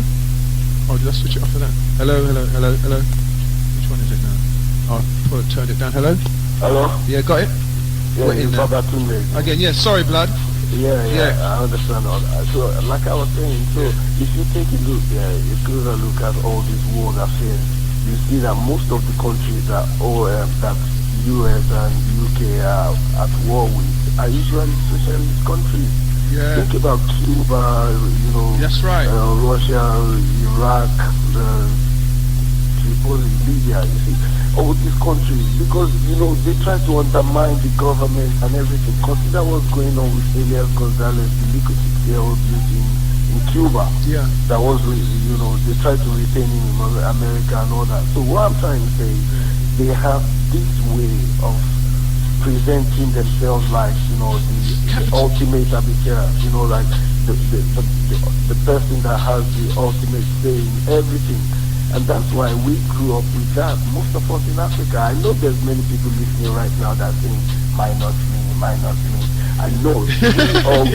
You always get that, didn't you? Yeah, because I'm dealing with the truth. And that's the essence of our lives. True. Yeah, because we in Africa were made to be here that, through the came with Christianity and this and that, everything. But all the people who were told that the idols they had in their country were idols, they came to England to see the same idols in museums, which they had to pay perhaps 1/4 of their salary to go and watch, which is the same thing they said to them in Africa. You see, so it's all economic, political, and religious, and then the best way to solve the problem, since it is like multi-faceted area, is to just, to deal with it practically. So whatever we read, whatever we hear, we put it into practice. And watch the outcome. Yeah. Because certain actions lead to destruction. Yeah, for real. So, but right now, I just feel saying the black community, we need a kind of stage where we can discuss the issues which are paramount to us. Not about Puff Daddy or Spice Girl, which one parties or which one going out. You get me? Serious issues to be dealing with, because how many TV stations do we have that are black? That's right. How many commercials do we see during news and all these things that have many black people in them?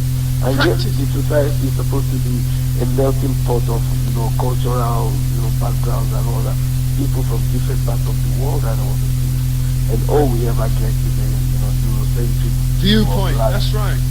What I'm saying is that the practice of, or for us to enable a particular mindset, we need to, whether it's north, south, west, east London, meet, just like Muslims meet or Christians meet or whatever on a Saturday, Sunday, whatever, and talk about their religious issues. We need to talk about our social issues and meet and talk about stuff that affects us and vote upon it within ourselves. And that would and give the younger people then at least a blueprint or a template that they can work with. You know what I'm saying? And they can update on. Right now they've got nothing. We've got nothing. Yeah, I agree with what you're saying. And most of the time when I listen to the radio, I hear people addressing and analyzing and identifying all the things we have to address. But the point is, we have to do it. That's right. You see what I'm saying? Because number one thing you have to understand is many people, the way I've come to understand in England, they get bored easily. They want constant excitement. so we can promote programs where they have, leisure, they have that's right. They have merchandise for sale, just like the carnival, but it doesn't have to be of that scale, but maybe some weekly or monthly affair, and there will be, places where black people can live and discuss all these things, have their own independent radio station, that deals with practical issues. Because all the black people that we see up there driving Jaguars, they sell out. Yeah, definitely. I would definitely agree with that, yes. And like what you said about all these petty bourgeois people, they feel true, they think true they're wearing ties and, they wear white collar uniforms and all that. That means they're rich. They're not rich. They got to work for another bigger capitalist on the long run. And all these things, the way we see it, it's just the black people suffering at the end of the day. And the only time they ever turn to the black people is when the election is approaching.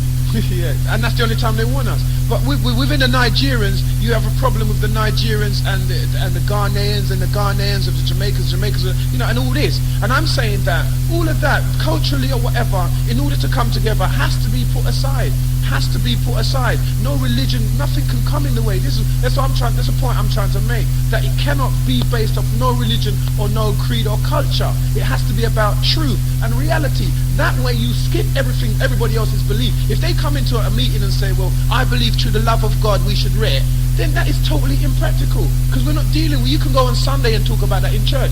When you have a meeting, because I've been to many of them who, halfway through the meeting, somebody's talking about, well, through the love of Jesus, you would know yours, and all that. And I'm saying that is totally unnecessary, and it creates division. Religion right now is the biggest divider on the planet. Christians are killing Muslims. Muslims are killing Christians. The Christian Muslims are white Muslims. What? You get what I'm saying? So, if you understand what I'm saying, we have these differences between islands and between countries as black people in this kind of diaspora. But what we need to do, which is what I'm trying to champion or encourage, is the leaving behind of that. That's the message I want to spread before we set up something whereby somebody comes and starts talking about God or their religion or their prospective belief. We want to know that people are talking about what's happening to black people the world over or the country over. I know, but you see, as regards religion, the only reason why many people turn to religion is because of the physical oppression they're feeling in real life. Yeah. So they need some sort of abstract, comfort zone. Somewhere they can turn to and get some, because I heard the story, I read a report in a magazine the other day in Nigeria. They said 14 people were trampled in the church and they were killed. They were trapped where 14 people were trapped? Trampled, yeah. Like, in a stampede. Okay. And it was because they were struggling to touch their German priest. They wanted to touch his body. Oh no. Like he's God. Yeah, and they died. 14 of them in Bendel State, former Bendel State. There's a place called Edo now. You see, all these things, we here know better. I'm Nigerian, I'm here in England, but I know better. But I mean, you know what I'm saying? Yeah, man. No, they died, actually lost their lives. They lied. They got trampled to death, you're saying. Not just trampled to death. Trampled to death. Imagine how many of them would have been struggling to touch German priest for 14 of them to have been killed. And there was another report that some armed robbers went into a Nigerian's house and instead of him to hand over his property, he called the name of Jesus and said, in the name of Jesus, put down that gun. He was killed. So, it's just about all these dogma, it's all about this, they're thinking about life after death. Yeah, all this thinking has been muddled up, everything has been mashed up. But there is still, that part of the African tradition which the Jamaicans, preserve and maintain. Yeah. And that's their strong philosophical view about life on earth. Yeah. Which, one way or the other, agrees with what I've been reading in the Bible. But, it's not about religion or politics or all these things, but we cannot deny that there is a part of our life that has to do with religion. Maybe we call it something else. Maybe we call it worship. Maybe we call it time to reflect or whatever. But it's just we shouldn't get caught up with all these words. That's right. Religion. What's religion? So if they want to talk about religion, I'd ask them, what was Adam and Eve's religion? That's right. And I've said to people that Jesus was not a Christian because Jesus was Christ. So how could he have been a Christian?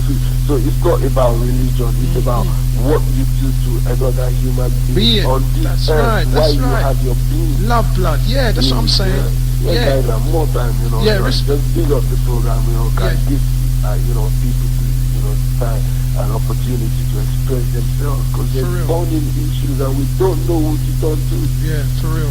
Yeah, man. Yeah, respect, lad, Babatunde. Yeah, you get what I'm saying?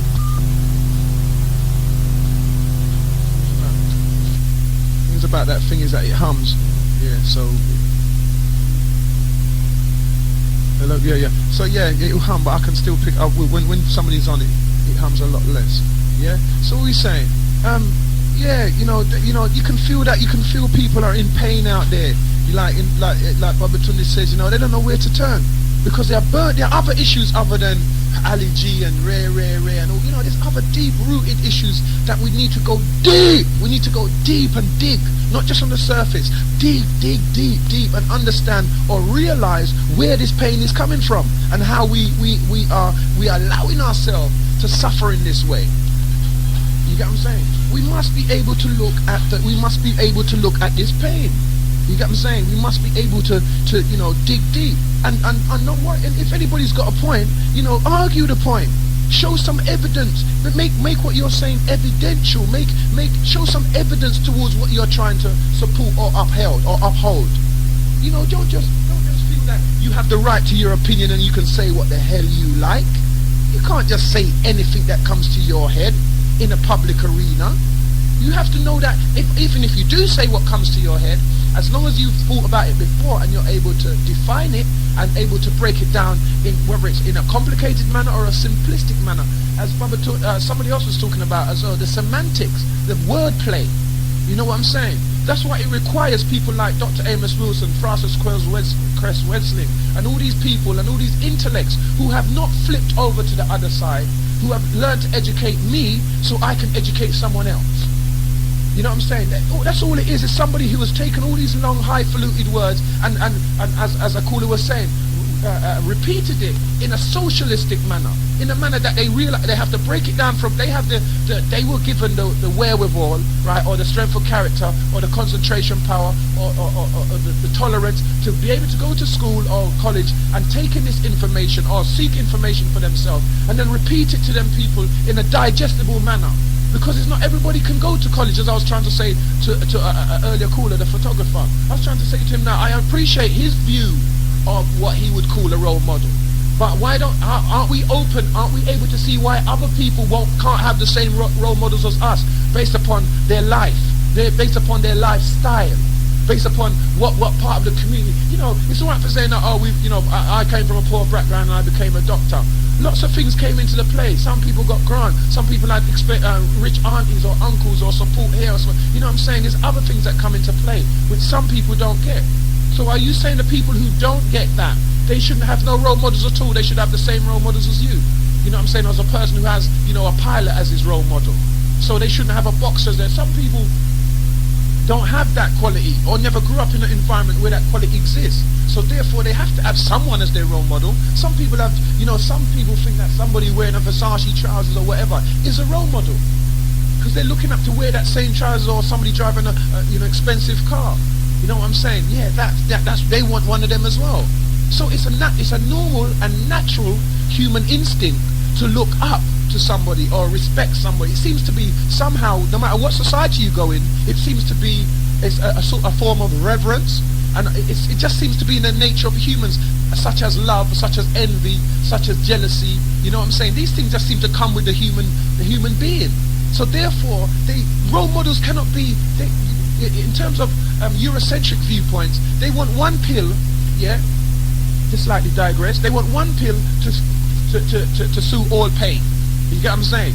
And so the Chinese have these remedies where you can go blah blah blah, and different herbalists have these other remedies. But the only way that the pharmaceutical companies are gonna patent it is if the one one pill can, do everything or suppress the symptom. You know what I'm saying? So that's what the pharmacy like. They've just made a merger, GlaxoSmithKline and Wellcome. First I think it was GlaxoSmithKline and then it was Beecham and I can't remember how it went. But it's a massive company now. It's now the biggest drugs company, the biggest drug pushers in the world have just made a merger, all of them. You know what I'm saying? It's like, if you're in hip hop, it's like East Side, West Side, and everybody coming together and creating one big hip hop. It's just massive now. They control most of the drug pushing and the drug selling in the world. You know what I'm saying? So they're not going to paint natural things because what they want is a Eurocentric view. You get what I'm saying? So they want a one cure pill thing or one, symptoms. That's why they won't take on these natural things that Africans will suggest. Like the African man who has claimed to found the cure for AIDS. They won't even support him. And he's run tests. They won't even support him. Why? Because it's not Eurocentric. You know what I'm saying? It means that money now goes to an African individual.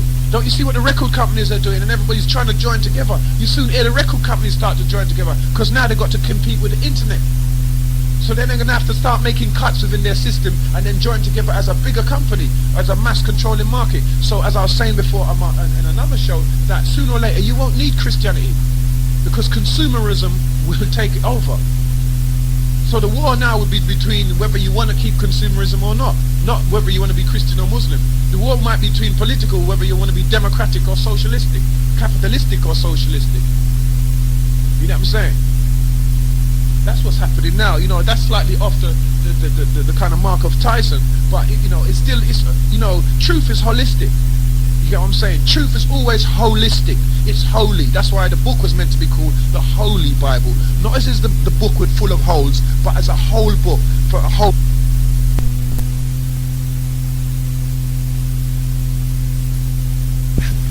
It's true though, because I go to school in Eltham. Okay. In a white area. Okay. And then we have teachers that treat us like crap.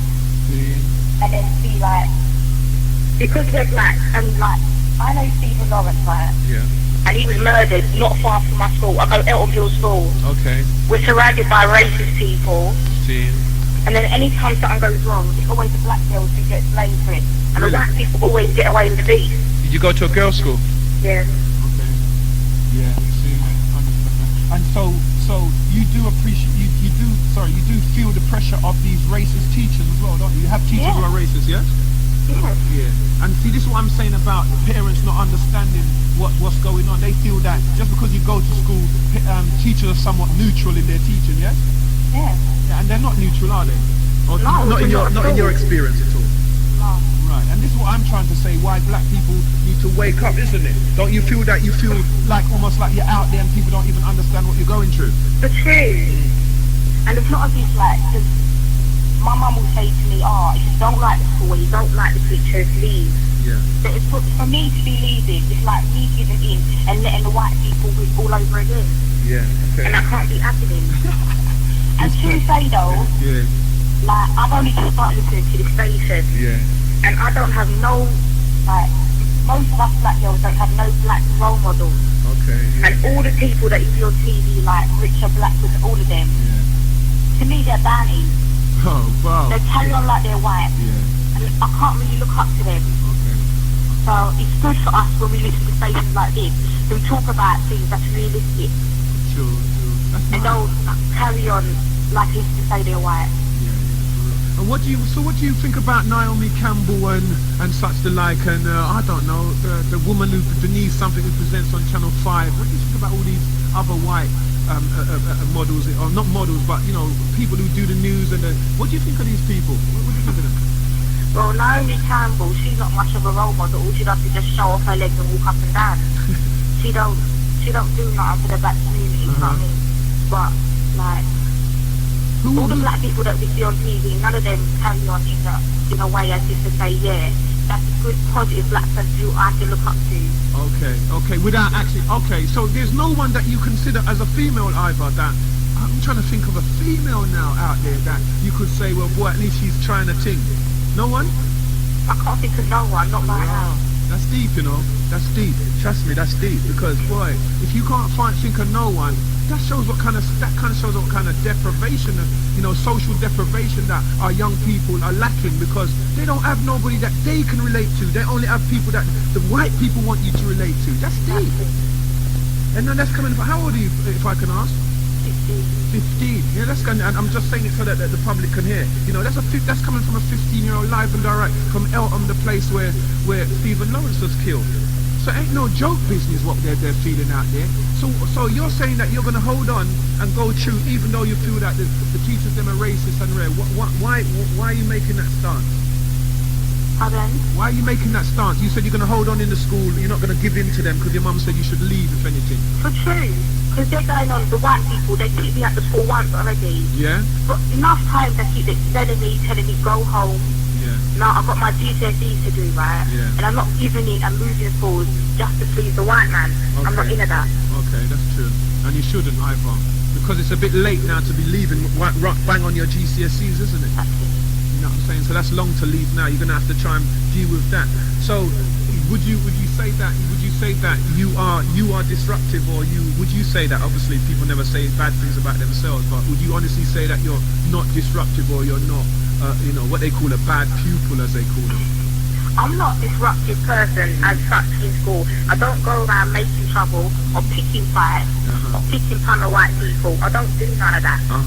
But any little thing that you do that they might see in their eyes wrong, they will make such a big thing out of it. I get you. It's true, but it's true. I agree, because I know they happen to certain girls that I know as well, and boys. Yeah, I'm saying young ones. Yeah, I know what you're saying. And then you see, that's what, and then because they've got the report of you, then they try to paint you like Tyson. That's why it's so typical what we're saying about Tyson, isn't it? They paint a picture of you, and I don't know whether your mother or your father or whatever have to, think that is a true picture, when it has a slant, a lean towards their prejudice, isn't it? You know what I'm saying? And I think that's why I'm saying that we'd like to set up something from, I don't know when we were going to do it. We're just trying to figure out where the people's mindset are, where we can try and come together and, as another caller was saying, create an environment that is more African orientated, not me and sit down and everybody quiet and knock some wood and right. Now listen, we're going. We need to create our own environment, and then you can look up to people who you respect. Not just people who the government has let through, or the private companies, white companies have let through on Choice or on Channel 4 or whatever, because none of them really make you feel good in your heart, do they? I don't think you feel good seeing a man singing about butter. You know what I'm saying? I don't feel good about that. Or another man taking a piss out another black man on television, bringing him up to show the world. That doesn't make my heart glad. So I understand Angela, I understand what you're saying, and I won't keep you, yeah? But big up, and tell your friends them and Ray, just keep it locked. To any station that's trying to kick out that kind of realism, because it's time now in this new era that we start, mothers and fathers, sisters and brothers start to deal with reality and truth. Forget every other religion and all that. As long as we can deal with reality and truth, right, then we can start to find out ways for us, especially when you have your children. You ain't going to want them to go through the same thing you're going through. Yeah? True. Yeah? It's true, so enough respect. Yeah. Got to come off the phone, my battery's dead. Yeah, okay then, yeah? You take care. All right, then. Keep on representing the black people. Okay, thanks, yeah? Alright, respect. later. Peace. Yeah, so see, there's a youngster. It's a boy. I'm gonna tell you now, it's a serious thing. It's a painful thing for me. That's why when people hear me on the Rago chats and they hear me letting off, they saying, "Boy, a man for us calm down." Calm down for what? Calm down for what reason? There's nothing to calm down about. You get what I'm saying? Because I feel that when I know that's just one incident. Imagine how much times that can be repeated across the London. Yeah, what's your name? Where you calling from, Genesis? Sorry, it's this thing. Yeah, hello, sorry. Hello? Yeah, hello? Hello, yeah. Who's speaking? I can hear you. Yeah, who's speaking, please? I can hear you. Yeah, Peter from Peckham. Peter from Peckham, hi. Yeah, I just want to talk about the Tyson case. I think the crowd in Brixton has frightened the white media because it seems to be a tit-for-tat war going on. First we had the Stephen Lawrence inquiry, what shook up the government and shook up the country. Then you have the other case where the brother was set on fire. Mensa, yeah. And that they were exposed and found out. Then Now the police are saying that since the Stephen Lawrence inquiry has made them edgy about stopping black people, and since they said that they've cut down on the stop and search, that crime has risen on the rise. Yeah. So now they're bringing up Winston Silcock case now. Now they're bringing up the Tyson case now. So you see this to and fro. Yeah. Tit for tat war. Yeah. That's all they're doing, just playing games with us. Yeah. And they're using all these niggers to keep us down. For real, because that's what they are. I want to talk about this medical condition that a lot of black people are suffering from, which is not recognised by the BMA. Yeah, which is it's called niggeritis. Niggeritis. It's a serious disease, isn't it? Yeah, I'm out here, Doctah X. Peace. Yeah, respect. That's a serious disease, niggeritis. You know what I'm saying? That's a serious disease, man. Serious thing. And it's like we're saying, we've got them working for them. You know, we've got a certain set of people working for, you know, for the oppressors and overseeing their government and rare. You know, it's time we recognise who is who. Hello, Genesis, your name where you call from? Yes, good morning. Good morning. Doctor, good afternoon, Doctah X. Yeah. Brother Steve calling from Sugaful, yeah? Yeah, how you doing, blood? First point I want to make is, I feel from the time that Tyson was coming to Britain to fight, the nation should have organized the entire event, because we know that they never want Tyson to come anyway. Yeah. So why do we turn around and expect them, you know, to give in security and whatever? I was down at Brixton Station when he was in the station, yeah? Because they say they took him in the station for protection. Yeah. And it was just a madness. Yeah, they had police on us and everything. It was just madness. It's not organized, nothing, right? So, and on top of that, do you know that Tyson have to pay the police for actually putting in this police station? Did he? Yeah. I never knew that. As he said that the nation, right, I don't know the circumstances surrounding it. Yeah. But as he said, they should have organized that from the time he touched down, Fruit of Islam, security section. The man should just come through and just deal with the matter and show them people, right? That we can organize all things and we don't need them. We're not waiting for nothing from them, because we wait for it from them, we ain't gonna get it. Yeah. True. Now then, moving on, second point now, right? As far as that man in charge of Land of Council and that and whatever, the comments he make about no people that are respectful, don't want to see, Tyson come to Brixton and that. You see that man, right? you see that man, right? What we supposed to do is I'm sending out a challenge now to all the black leaders, that are in charge of all the organizations. Get your members in, right? Have a vote, right? Boycott him, sign petition, because we're gonna call up on the radio and obviously we're speaking about what happened, but we need direct action. Okay. That even if we don't get him out of the position, you know what? The next time that anybody come around or whatever, he's gonna think twice before he do it. You know, he's gonna say, "Boy, these people are gonna retaliate politically." Yeah, because unity is strength. Yes. Yes, right. You know, brethren, and that's it. Yeah. All right, respect for that, blood. Yeah, it's a good point. The caller made. You know what I'm saying, Steve? You get what I'm saying? Good point. Because at the end of the day, we need to. If we organise like a African United Front or something like that, you know, as a political or as a meeting place, starting off very casually and very, you know, I'm trying not to, you know, trying not to create too much of a stir. You get what I'm saying? I'm trying to take it a step at a time. But if we did something like that, then we would have somewhere where we'd be able to call in our own voters. It's almost like a union, and say this time we do something about it. Right now we've got nothing. Yeah, hello caller. Yeah, hello. Name, where are you calling from, please? Yeah, Dale from Brockley. Dale from Brockley, yeah? Yeah, I've been listening to your show now. I've got a few things I'd like to say. Yeah, man, go ahead. First of all, it's good that there are some people like yourself that are out there trying to inform the general, what should I call it? You see, I don't like public, black public. Who should we say? Yeah, you can say black public, but more, let's say the up and coming men and women of the next generation. Okay, yeah. Mm-hmm. Yeah, because I don't like to use the term. It's a black issue, but you touched on it earlier on. Yeah. It's not about black. It's not about right. If we come together, it's about right and wrong. It's about good against evil. Okay. It's about not putting up with the persecution and the degradation and all the intimidation that we as black people have to endure from a teenager coming up.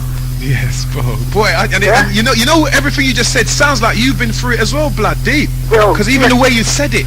Bro, this is what I'm trying to talk. I'm talking from life. Not blood. sitting like that man in Lambeth Council and saying we don't want him here. Yeah. What does he know? Oh, that's what we're saying. You understand? We proved him wrong. Yeah, for real. You mentioned this again. You said don't come on the station and have a view but can't back it up. That's right. Because if you don't talk, if you can't back up what you talk from reality, having lived it, or have the history to prove it, then all your talk is worth nothing. Well, I believe that too, yeah. Yeah, I believe that. Today on this show, there's been lots of callers, and there's lots of people that touch on you could say almost every point. We've got the Tyson issue, right? The man has been convicted for rape. Yeah. So what? Yeah. He proclaims that he's innocent, right? You don't have to have a degree to work out that Tyson didn't rape that woman, right? I mean, these people need degrees to work this out. You don't have to have a degree to work out that Kennedy did rape that girl that run out of her house and made the report 2 hours later. Check it. Do you understand? You don't have to have a degree to work this out. Blood, go to. Yeah. That Denise Wood was the child murderer girl, and then her family robbing the funds money. You don't need a degree to work out what type of people these are. Yeah, that's what I want to hear. People who are recognizing what's going on. Don't you? You don't. The next caller called up and said about the police are a bit frightened because they stop and search. Since they've done that, crime's gone up. You don't need a degree to work out. What they're trying to say is we stopped stopping and searching black people, so they've had more time to commit more crime. Hence, the whole country's crime rate's gone up because of black people. Check it. Now, like we're idiots. That's right. Another thing as well, you heard on the 27th of December they stopped Mr. Lawrence in his car. Himself. Not even his car. He was in his cousin's car, right? They stopped him on suspicion of a burglary. A burglary that took place 3 miles away from where he stopped. A burglary who they can't describe who the burglars was. The person whose house was burgled don't know if the person was white, if they were black, if they drove a car, if they drove a... But for somehow, these policemen decide they're going to stop him right in the car. Now, you answer me this question. Yeah, I'm listening. Yeah. Right? You're in a car, they stop him for burglary. If you're a policeman, pretend that you're actual policeman. Yeah. And when you look in that car, who do you see? Black people. Right? Not on top of that, you see a particular black person. But did they recognize him though? Because they think we all look alike. Oh yes, I forgot that. Yeah. Okay, well when he explains himself and then you realize who he is. Yeah. Shouldn't you just say, sorry to be a nuisance and move you on? Yeah, that's right. Yeah, I would say that. I think I would say that, yeah. I would say, I'm sorry to stop you and blah, blah. Right. Yeah. That's right. But you see, what they do, right, is from a child. This is how it works. As a teenager, they stop you in the street, pull out your pockets, ask you questions, this, that, the other. You grow up with this as a teenager. You start to drum the fear of every time you see them, you must hide or avoid them, or God, here we go, they're going to search me again. Yeah. Right? Yeah, for real, blood. Blood, you've been there. You got Stephen Lawrence Dance who just made a complaint against them, and the minute he made that complaint against them, badam, he's in a car and they stop him. Yeah, for real. They're trying to put the pressure on him. Break him. That's right, to drag him down so that he won't continue that complaint against them. Yeah, that's right. Right? This whole system and this society, this is why I don't like to get too much into the black and the whitish people. But there is a black issue, right? Because you've got, like you said earlier on, you've got good white people, and anytime there's a good white person, they get rid of them, they kick them down. That's right. That's why, you see, it's hard. You've got to understand, white people haven't got the strength and the courage that we have. Right. They're not born with it.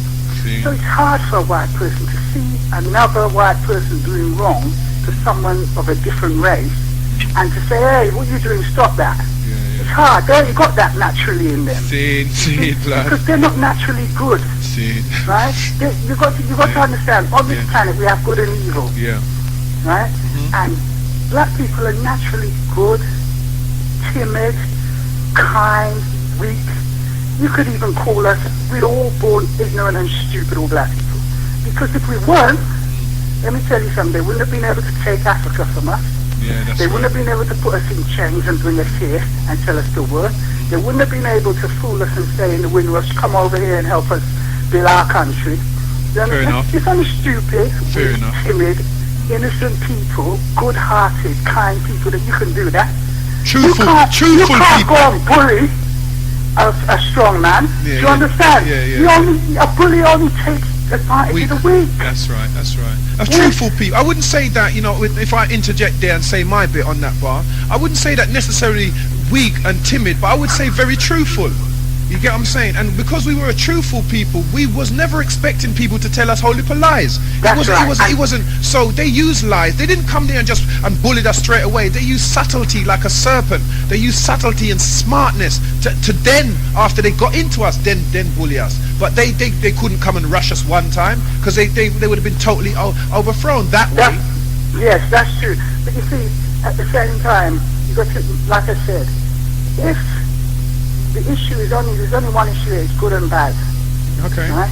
So if we're the good, they must be the bad. But but I wouldn't agree with that, because within us there is bad. I think good and bad is in existence. So whatever race, color, creed you are, you will always be subjected to the vibration of good and the vibration of bad, because it's just like radio waves. It's here. It's not going anywhere. The manifestation of positive or negative manifests itself in every race. That's right, but it's more predominant in one race in particular. Probably. I would agree with that. You can't sit there and argue with me. Let me tell you something, right? Well, I am arguing with you, but I have to agree on the points that I agree upon. And okay, you know what I'm saying? all right. Let me tell you a little story. Right? Yeah, go, John.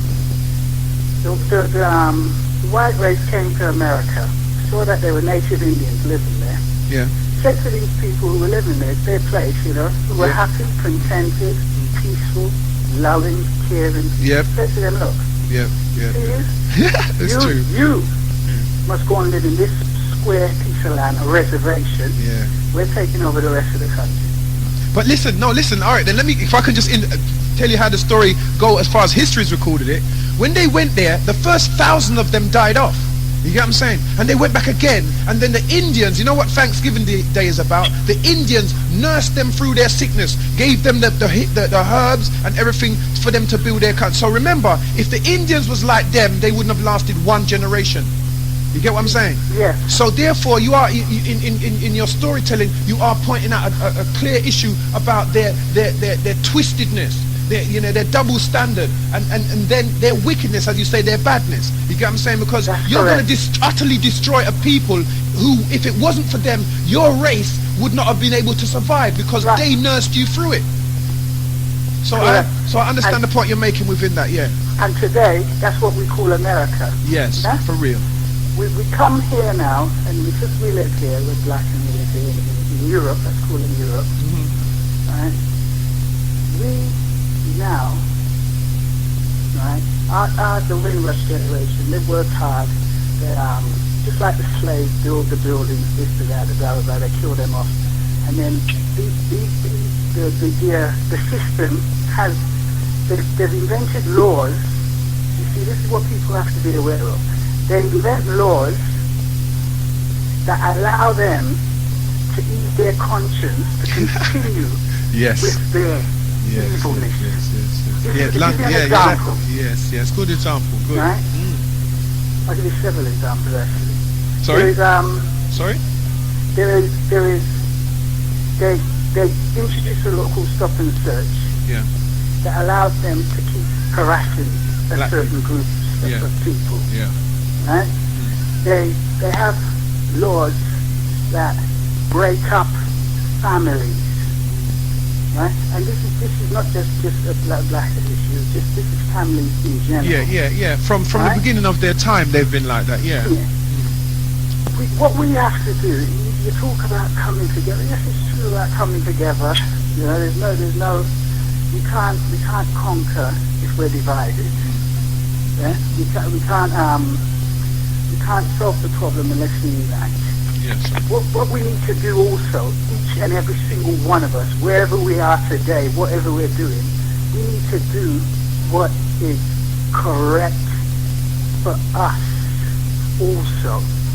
In other words, if we're in a situation where we know that we are still being treated as second-rate citizens, we are still being our talents and our hard work is not being appreciated, we need to have the pride in ourselves to say, look, I've had enough and I'm not putting up with any more nonsense.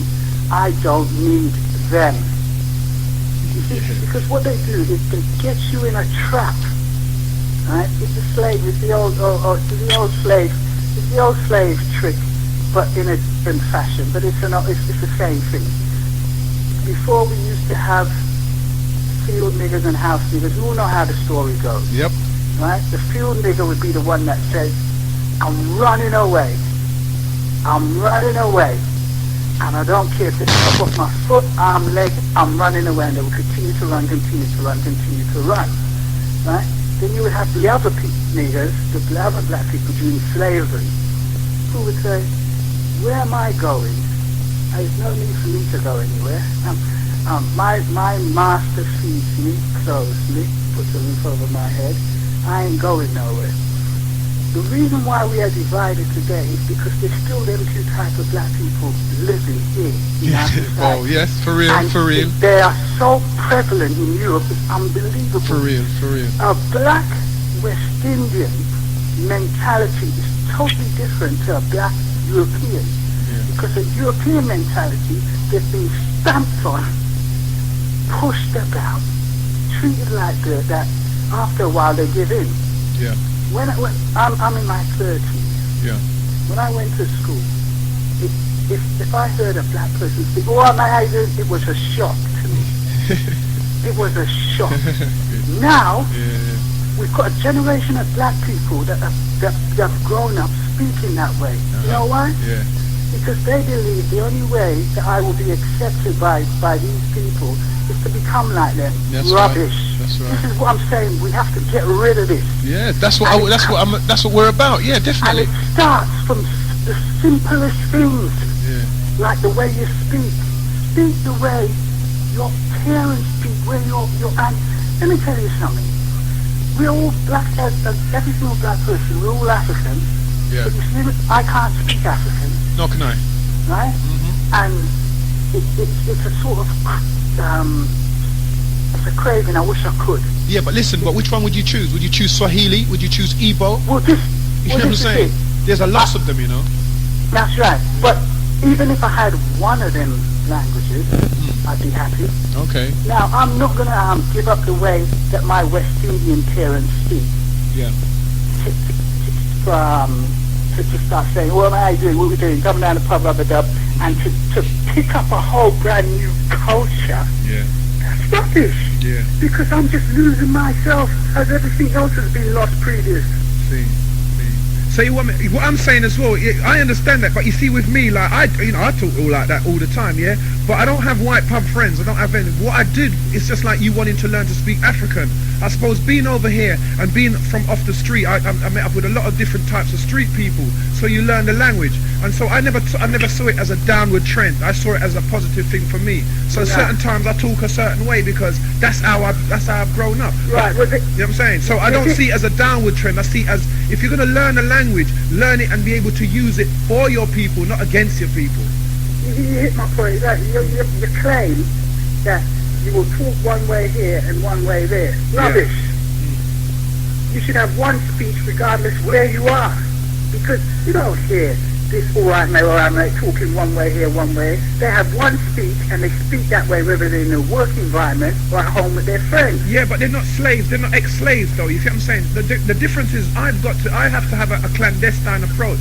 I was in Jamaica 3 years back, yeah? And I was told, try to not make that English come out too often, yeah, because they take the piss out of English people in terms of money and tourism and tourist kind of attraction as an English person, yeah. So therefore, as a black person, it's totally different from, we can use the references of white people, but I don't think that there's anything wrong with being able to speak Igbo and also English and speak. You can't speak Igbo to me, you get what I'm saying, because I won't understand Igbo. You got to speak in a language that somebody understands. So if I go amongst white, if I'm I was doing a course the other day and I'm amongst some white people, when I say to them, well, like, I talk like this, I'll say like, well, like, the oppression of black people, like, you know what I'm saying, the way they deal with it, that's how I talk when I'm amongst them people there. And if I'm with, like, when I was representing as a manager working for Lambeth, and I spoke to Heather Rabats, I would speak to her like this. I would say, well, I don't think that black people should, the black youngsters should have access to the Ritzy at a cheaper price. So I speak like that. When I speak to my brethren, I say, well, then where I say road boy, and then I might say, we saying geezer, what's squawning? So what? So what? Which one of them is wrong? All of them, because you can't speak three different ways. But you see what I'm saying? You see, you've lost the drift. You've lost the drift because it looks like you don't understand that other people speak other languages. You can't speak one way if you just said that you wish you speak African. So could you speak African to me once you've learnt it? No. Right, so that means that you're speaking another way. They've got different, like Ngozi, and they've got different inflections. You get what I'm saying? So how could you speak to me like that? You'd have to speak to me in a language that's common to me.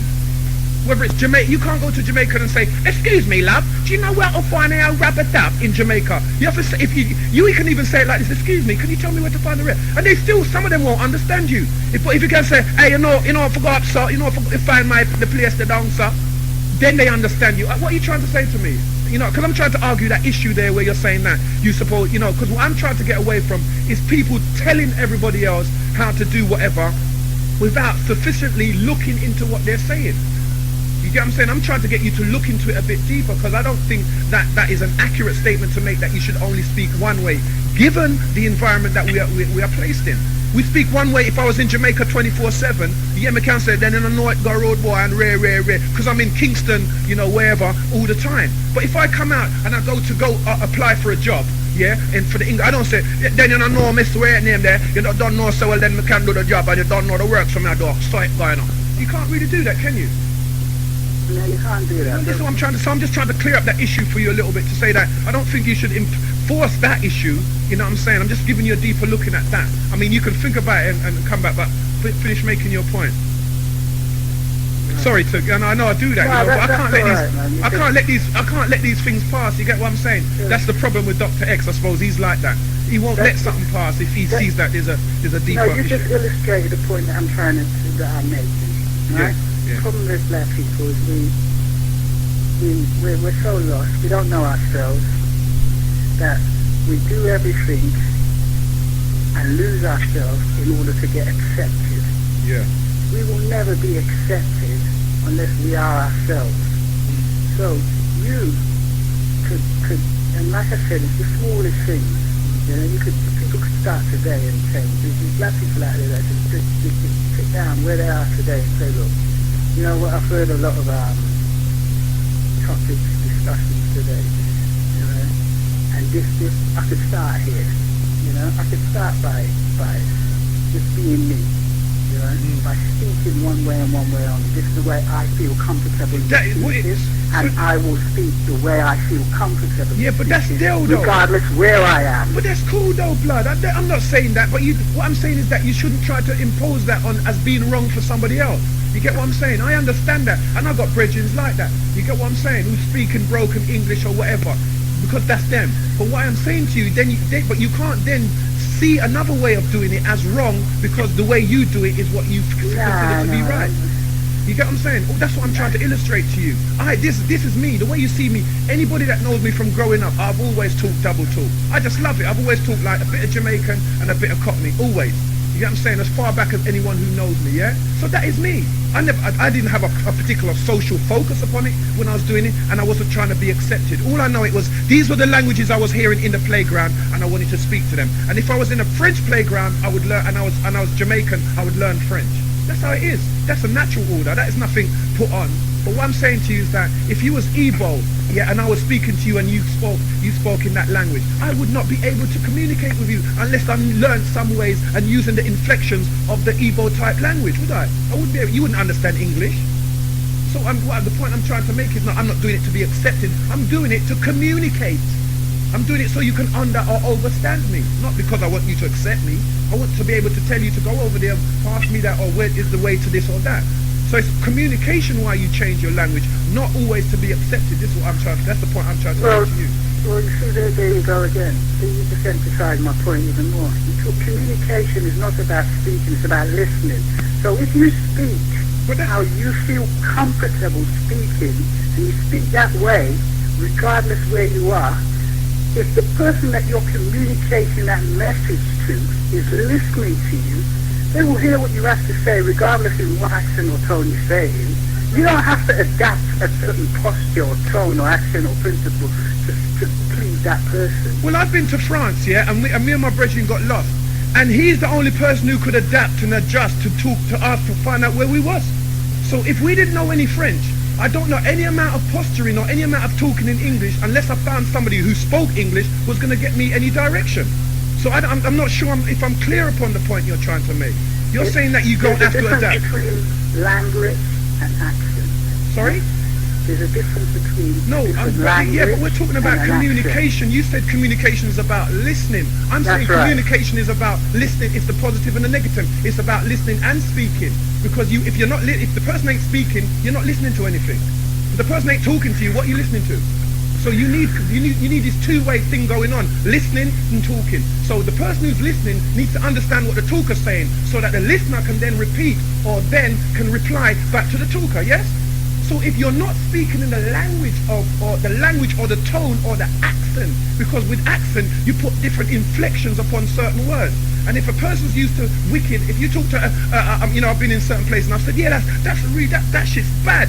And they're going, well, I don't really think that's that bad. I'm thinking, and I said, no, I don't mean bad. You know what I'm saying? So if you're not talking in a language that they understand, you have to tell them or break down to them what you're saying. That's too long, isn't it? It's too long for me to say, I say bad, but I mean, I better speak to them what they can understand, and then I can revert back to my people's language when I'm with my people.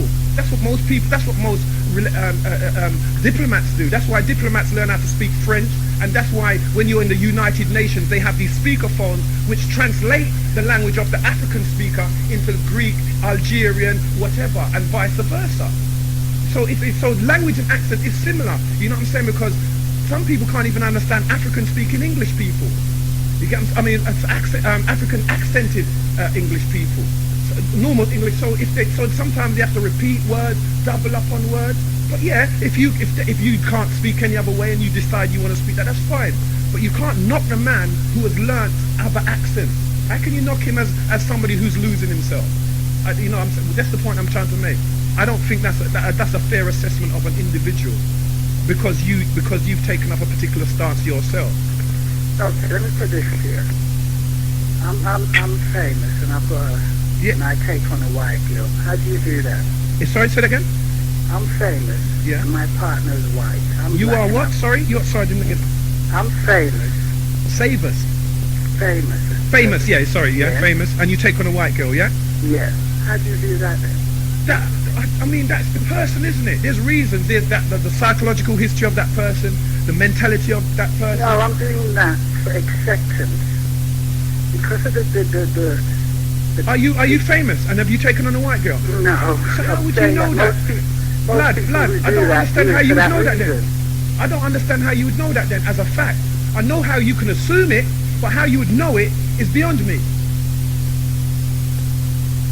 You get what I'm saying? You can't know that. All you can do is you can assume that some of these people, because it can't be all of them. It's got to only be some of them. You can't say, well, that's why it's been done. Because you don't know the history and the mentality and the psychology of some of them. Some of them you can say is direct sellout. But better you say some of them, but you can't say that's what they do it for. That's making a generalized statement about things that you know nothing of. Because I know somebody who was brought up with white people and didn't know the difference between black and white. Because it was never brought to them. They never had that. They never had that in their upbringing or in their household. And I've met those people, so I know that your assessment right there wouldn't be accurate, because I've met those people, and I suppose other listeners would say the same thing. But we do know there are famous people who directly are scared of white people and would marry into white people or deal with them. We know that they're there. But to say that they're all like that, why they do it, I don't know if it's a fair assessment. No, I said what impression do you get? And I said the impression I would get with people that they're doing that to get accepted where they are. Fair enough. Yeah? Fair enough. I didn't sound like that before. I thought you said... No, that's exactly what I said. Fair enough. Well, I misheard you then. Carry on. Right? Mm-hmm. Yeah, it's the same sort of thing you do when you change the way you speak because of where you are.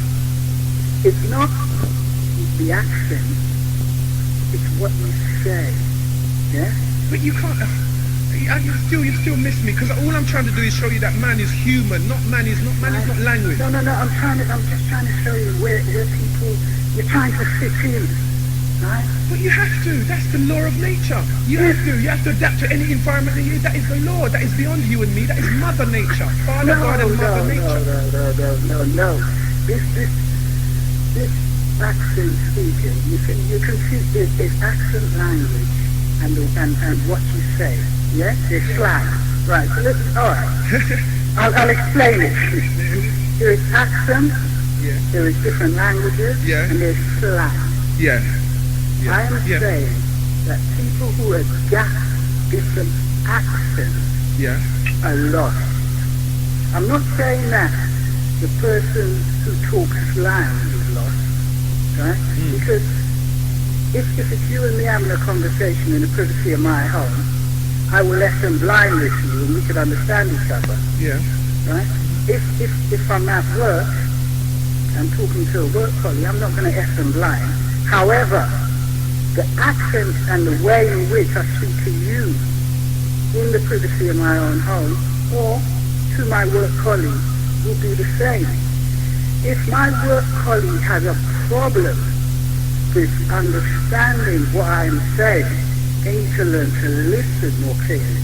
I am not going to turn around and speak the way I believe that they would understand me. Now do you follow what I'm saying? Yeah, I'm clear. I was clear about what you're saying from the beginning. Right. I'm still going to repeat what I'm saying, because I've given you a lot of instances as well. You get what I'm saying? Yeah, and your instances are good. Right. So you I'm saying that. You go to Jamaica, and you say, where is the where's the park? Tell me the directions to the park. Yeah. That's sufficient enough.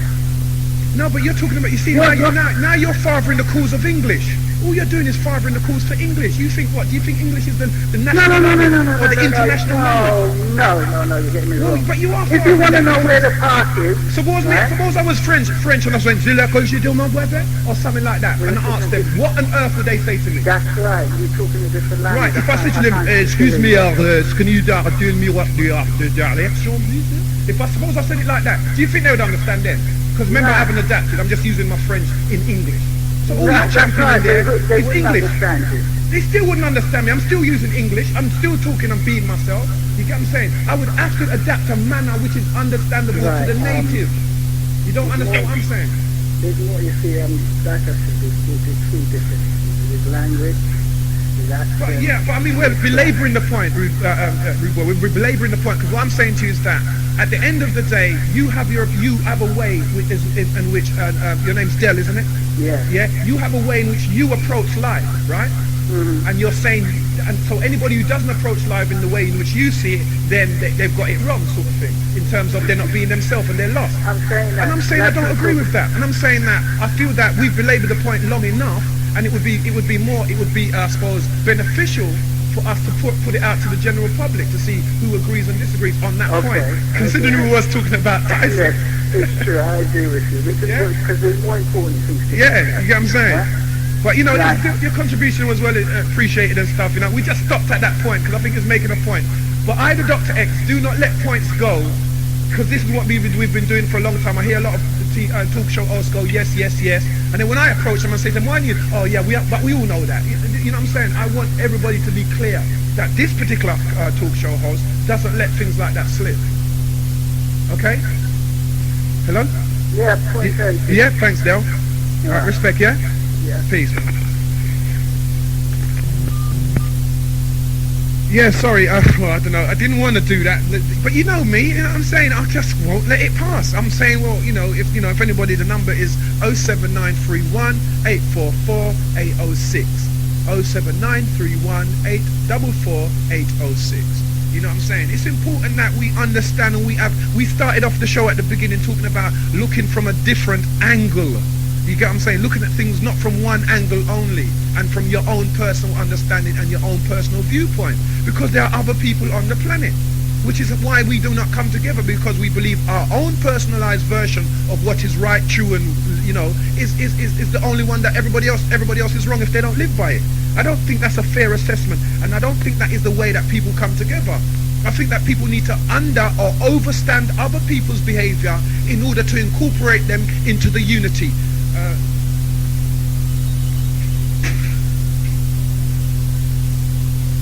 You're gonna have to ring back, call. I just dropped the phone and the battery just fell off. So ring back. Well, give me 1 second. Give me someone.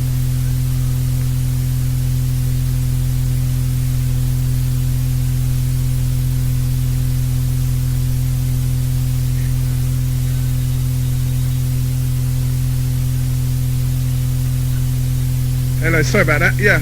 Genesis, what's your name? Where you calling from? Hello? Hold on, I can hear you, but something's not right here. What did I just do?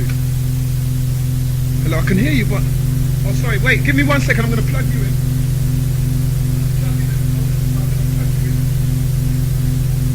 Yeah. What's your name?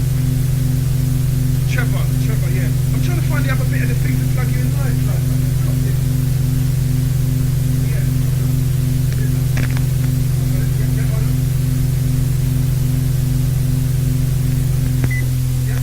Hello? Yep, you're live now, yeah.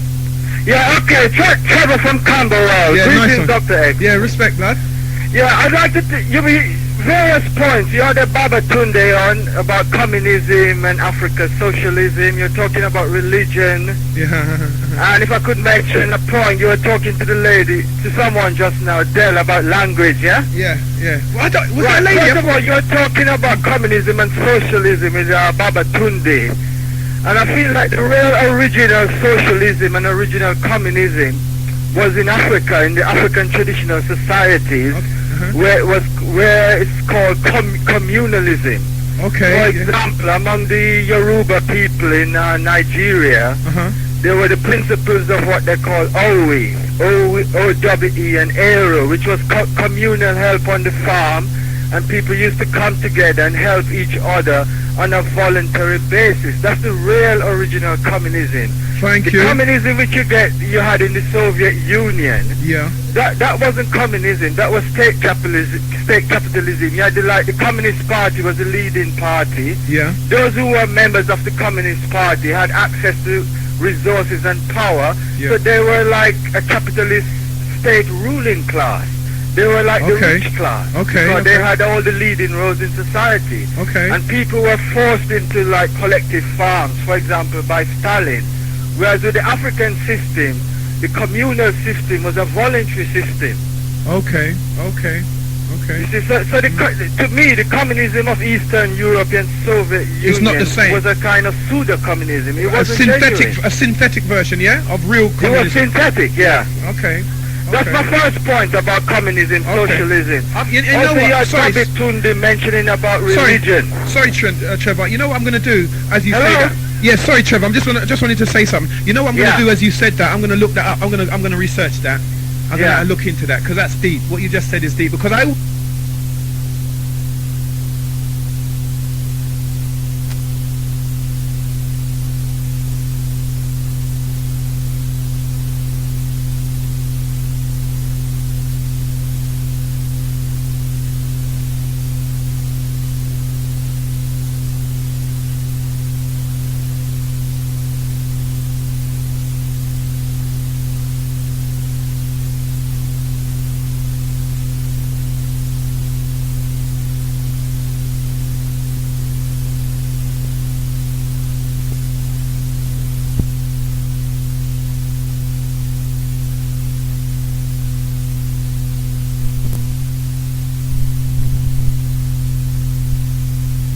Turn it into communism, but like you've just updated me on something, and I look into it. Thanks for that. Yeah. Yeah, and the important point is the African system of communalism was voluntary. The Soviet system, people were forced into it. Okay.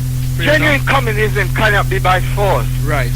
Also, you talked about. Okay, I'll come on to languages now. I agree with you. You said about, for example, if we had to learn an African language, for example, in Nigeria, there are 200 different languages. That's right. Yeah. So which language do we choose? That's right. But people are free to choose which language they would like. That's but right. I went to school in Jamaica. Okay. And a point I would like to make, for example, the foreign language taught, the first foreign language taught in schools in Jamaica is Spanish. Okay. You can understand that because Jamaica is surrounded by Spanish-speaking countries, Cuba, Dominican Republic, and they was overrun by the Spanish as well. Yeah. And the second language I understand now taught in Jamaican schools, foreign language, is German. I think that's wrong. Jamaica, which is part of the African diaspora, over 95% of the people have some African origin. They should teach, wouldn't you agree with me that they should teach an African language in the schools in the African diaspora, whether it's Jamaica, Brazil, Trinidad, or wherever? That's right. Rather than teaching German. Most definitely. But remember, it's oppressive, isn't it? And like the biggest one, is the biggest speaking language Swahili? Is that the biggest one, to your knowledge? But Swahili is controversial because I could argue that Swahili is not an African language. The name Swahili is Arabic, meaning coast. Swahili is a kind of bastardized language. It's a mixture of Persian, Arabic, and some African input. It's not a genuine African language because in Kenya, the real African languages are like Kikuyu and Lua. Swahili is not regarded really as an African language, although it's a national language of Kenya, Tanzania, Uganda. Okay, you're teaching me something there because I didn't know. I didn't know that. So what would you regard then as the next best thing, which is closest to an African origin language? Then, which would be the I'm from Jamaica. I have visited West Africa, Nigeria, Ghana, etc. I think, for example, in Jamaica, why don't they teach it like a language like Yoruba, which is widely spoken in Nigeria, and the majority of Nigerians, for example, in London and England that we mix with, speak Yoruba. What about the Ghanaians then? Okay, yes. I mean, people could choose a Ghanaian language like Ashanti or Chi or Ga. I mean, you'd have to leave people to choose what language they would like to speak. But I'm just saying in Jamaica, I just think it wrong. They're teaching German. Why not teach an African language and give the people some kind of self-esteem? We're going about Marcus Garvey, we're going about Pan-Africanism. But throughout the diaspora, how many of us know anything about any African language? That's true. And isn't that what I was saying earlier about an African United Front or something like that, AUF? I mean, I don't know if they exist now, but something like that which incorporates no belief pattern whatsoever, no religion, no whatsoever, but just the journey and the search for truth and justice for our people. You know what I'm saying? And then we could, if we had a membership of 500,000, then we could petition that country and mess with their, you get what I'm saying? I get what you're saying. You get what I'm saying? Then that as you saying, you see it as wrong, and I see it as wrong. And if we had 500,000 people who would also vote to see it as wrong, then we could position that country and make ourselves known to the media of the world that there's a set of people who really want to now introduce within the next millennia African values, or values that we can debate. Because like they argue the point about America, it was one vote between German and English when they had so you're aware of that. See what I'm saying? So there's nothing wrong with saying, some people might say Yoruba, some people might say Twi, because of the West Indian accent or whatever. But at the end of the day, when we, as a group, when we vote on the matter, then we put forward, you get what I'm saying, the one that wins, so to speak. You get what I'm saying? Because if you know, like the Jamaican patois, I think they're doing some research at University of West Indies. A lot of those words, in Jamaica they could teach a language like that relate to the African origin of the Jamaican patois, because a lot of those words came from Yoruba or some of the Ghanaian language. Like I remember at school in Jamaica, when we knock our head and we got a lump, we used to say koko. Koko in Yoruba is lumpy, to have a lump. So what about Twi then? In Jamaica they use a tall person, they say Langilala. That comes from Hausa language of Nigeria, Lingula. So it's a mix up then. So even within the Jamaican patois, we can identify a lot of the specific African language that it originates from. So teach one of those languages. So what about this one where that woman, that poetess was saying that we are closest to Twi? What? She was saying, I've forgotten her name now, she died, the big fat woman who was the poet for Jamaica. Louise Bennett? Yes, she was saying that on an interview. I heard her saying that we are closest to the language of Twi, which is a Ghanaian language. Well, the reason she said that, some of the Jamaican folk stories, like the Anansi story, the spider story. Anansi, that came from Ghana, the Ashanti people. So Jamaican culture, in terms of its African origin, got many elements. It got Chi, it got Yoruba, it got many different West African elements, because the slaves that came from the West Africa coast, isn't it?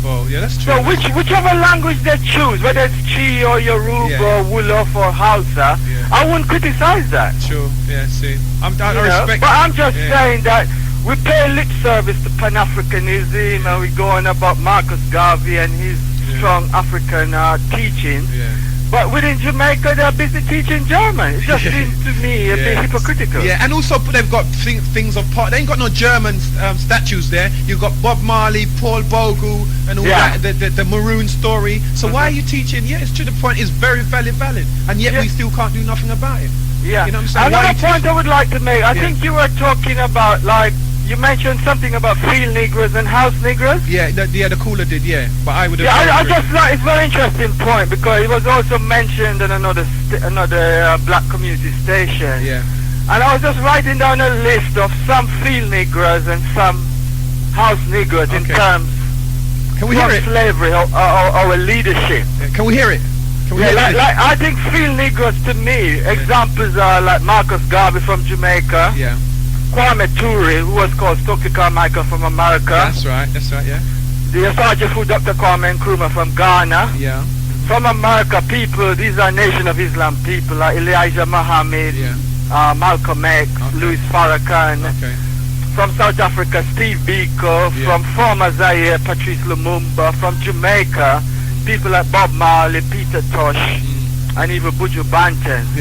Now, we still have this thing about house Negroes, even after slavery, who a lot of African leaders who sell out their country, put all their money in French, Belgium, Swiss bank accounts, and that money is used to develop Europe, whereas in their own country you haven't got enough hospitals, you haven't got food for the children. People like the so-called Emperor Jean Bedel Bokassa from what he used to call the Central African Republic. He gave jewelry and a lot of money to the president of France. You had General Abacha in Nigeria, billions, not millions, billions in French, American, British banks.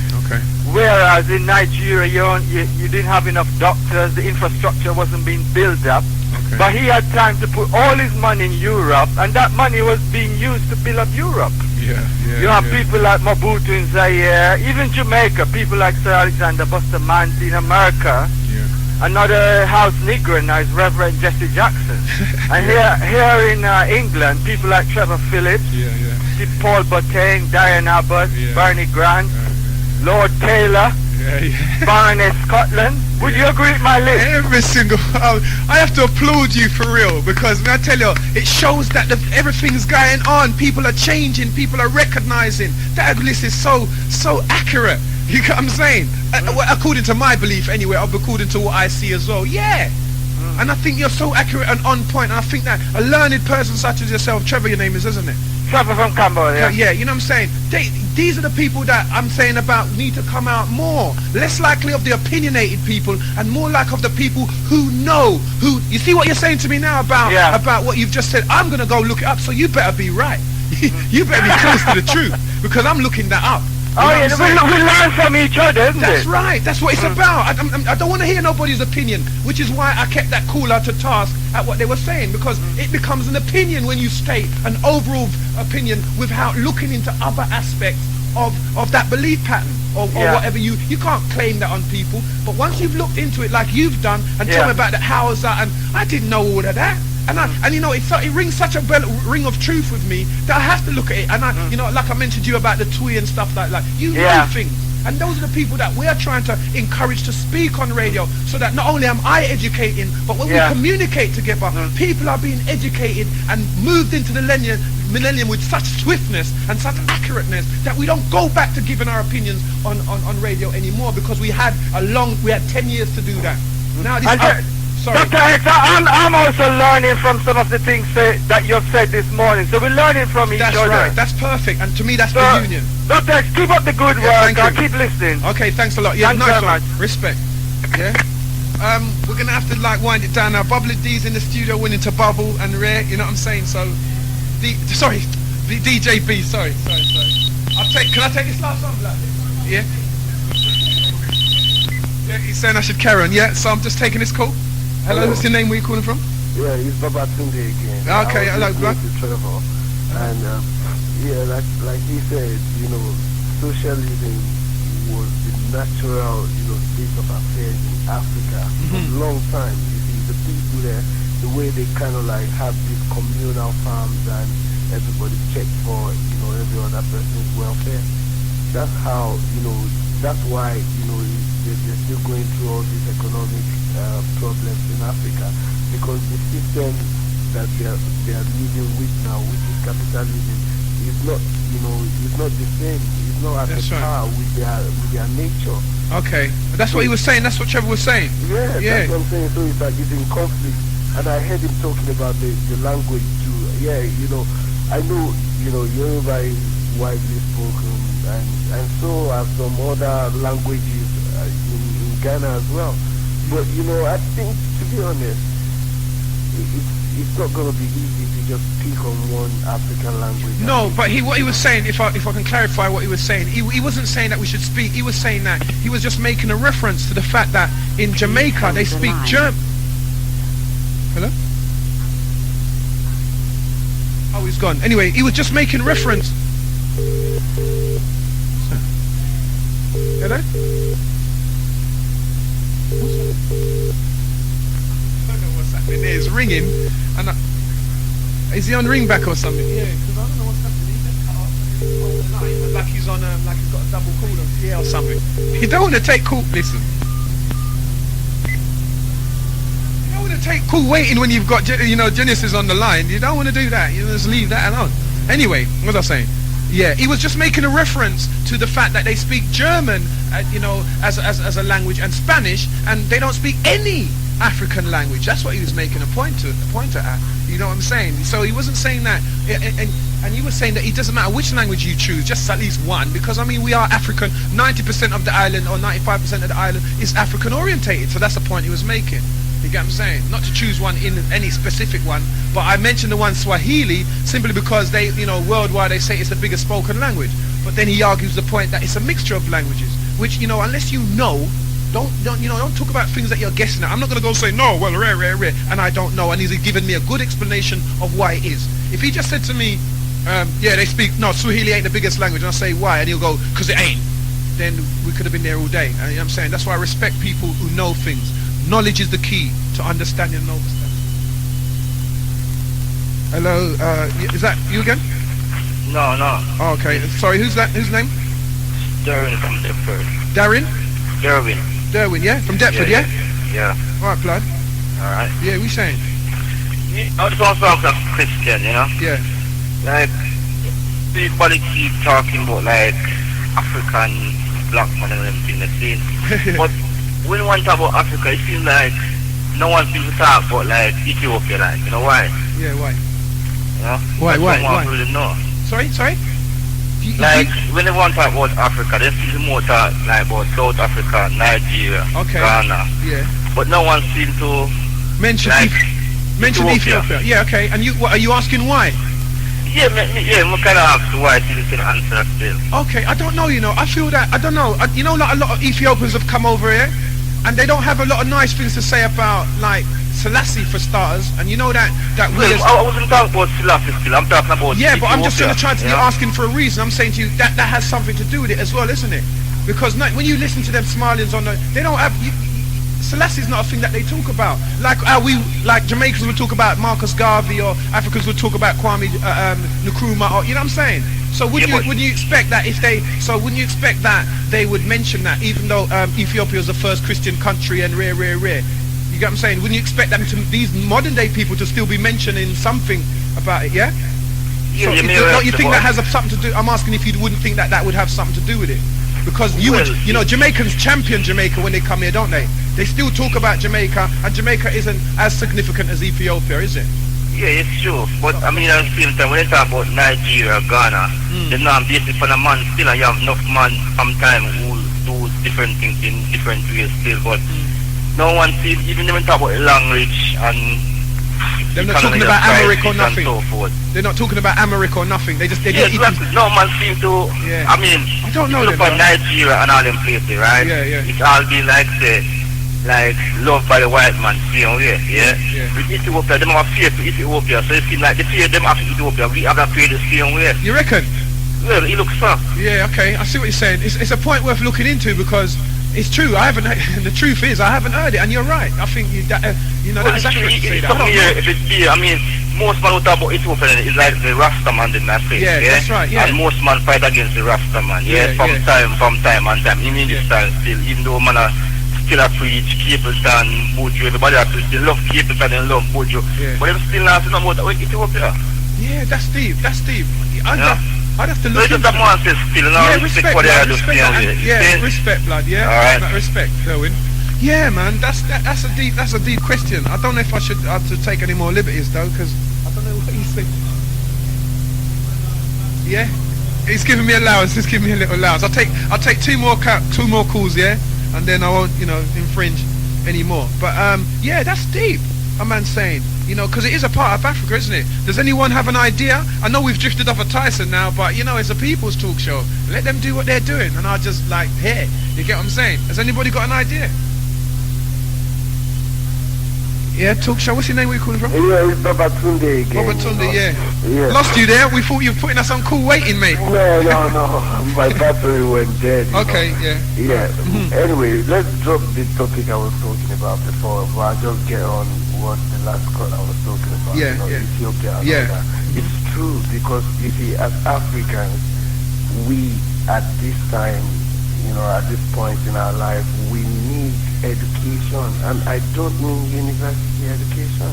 Yeah. It's a cultural education we need, Okay. Because we have the cultural supremacy, and it is the culture that determines, the people, like how, what our inheritance is, what our values are, is the culture. And the oldest and most preserved African country is Ethiopia. So why is it missing then? Why is it missing from the everyday, as Derwin was saying? Why is it missing from the everyday talk then? What happened? What is it? What conspiracy is at play, or what is it then? Is it as you were saying, is it the Rasta thing? Because people know that Rastas have an affinity with Ethiopia, and they don't like Rastas for the weed and whatever they're supposed to be doing. Is that? Do you reckon that has anything to do with it? You see, the only thing I can blame it on really is the laziness on the part of the black Africans. Not just the Africa and the people from Africa, basically. I mean the black people. as a whole, at large. It's the laziness because they don't want to research, and you have to research. This is not something you can be spoon-fed with. It's not something somebody you're walking on the street and you see somebody and you say, hey, Ethiopia is the oldest, most spiritually potent or powerful African country. Some people don't even business, but they have to have a reason for wanting to know. Okay. And that's, even all these so-called Christians, they never ever check the Bible and search for Ethiopia. Okay. And yet Ethiopia is the first country that was mentioned in the Bible. Yeah.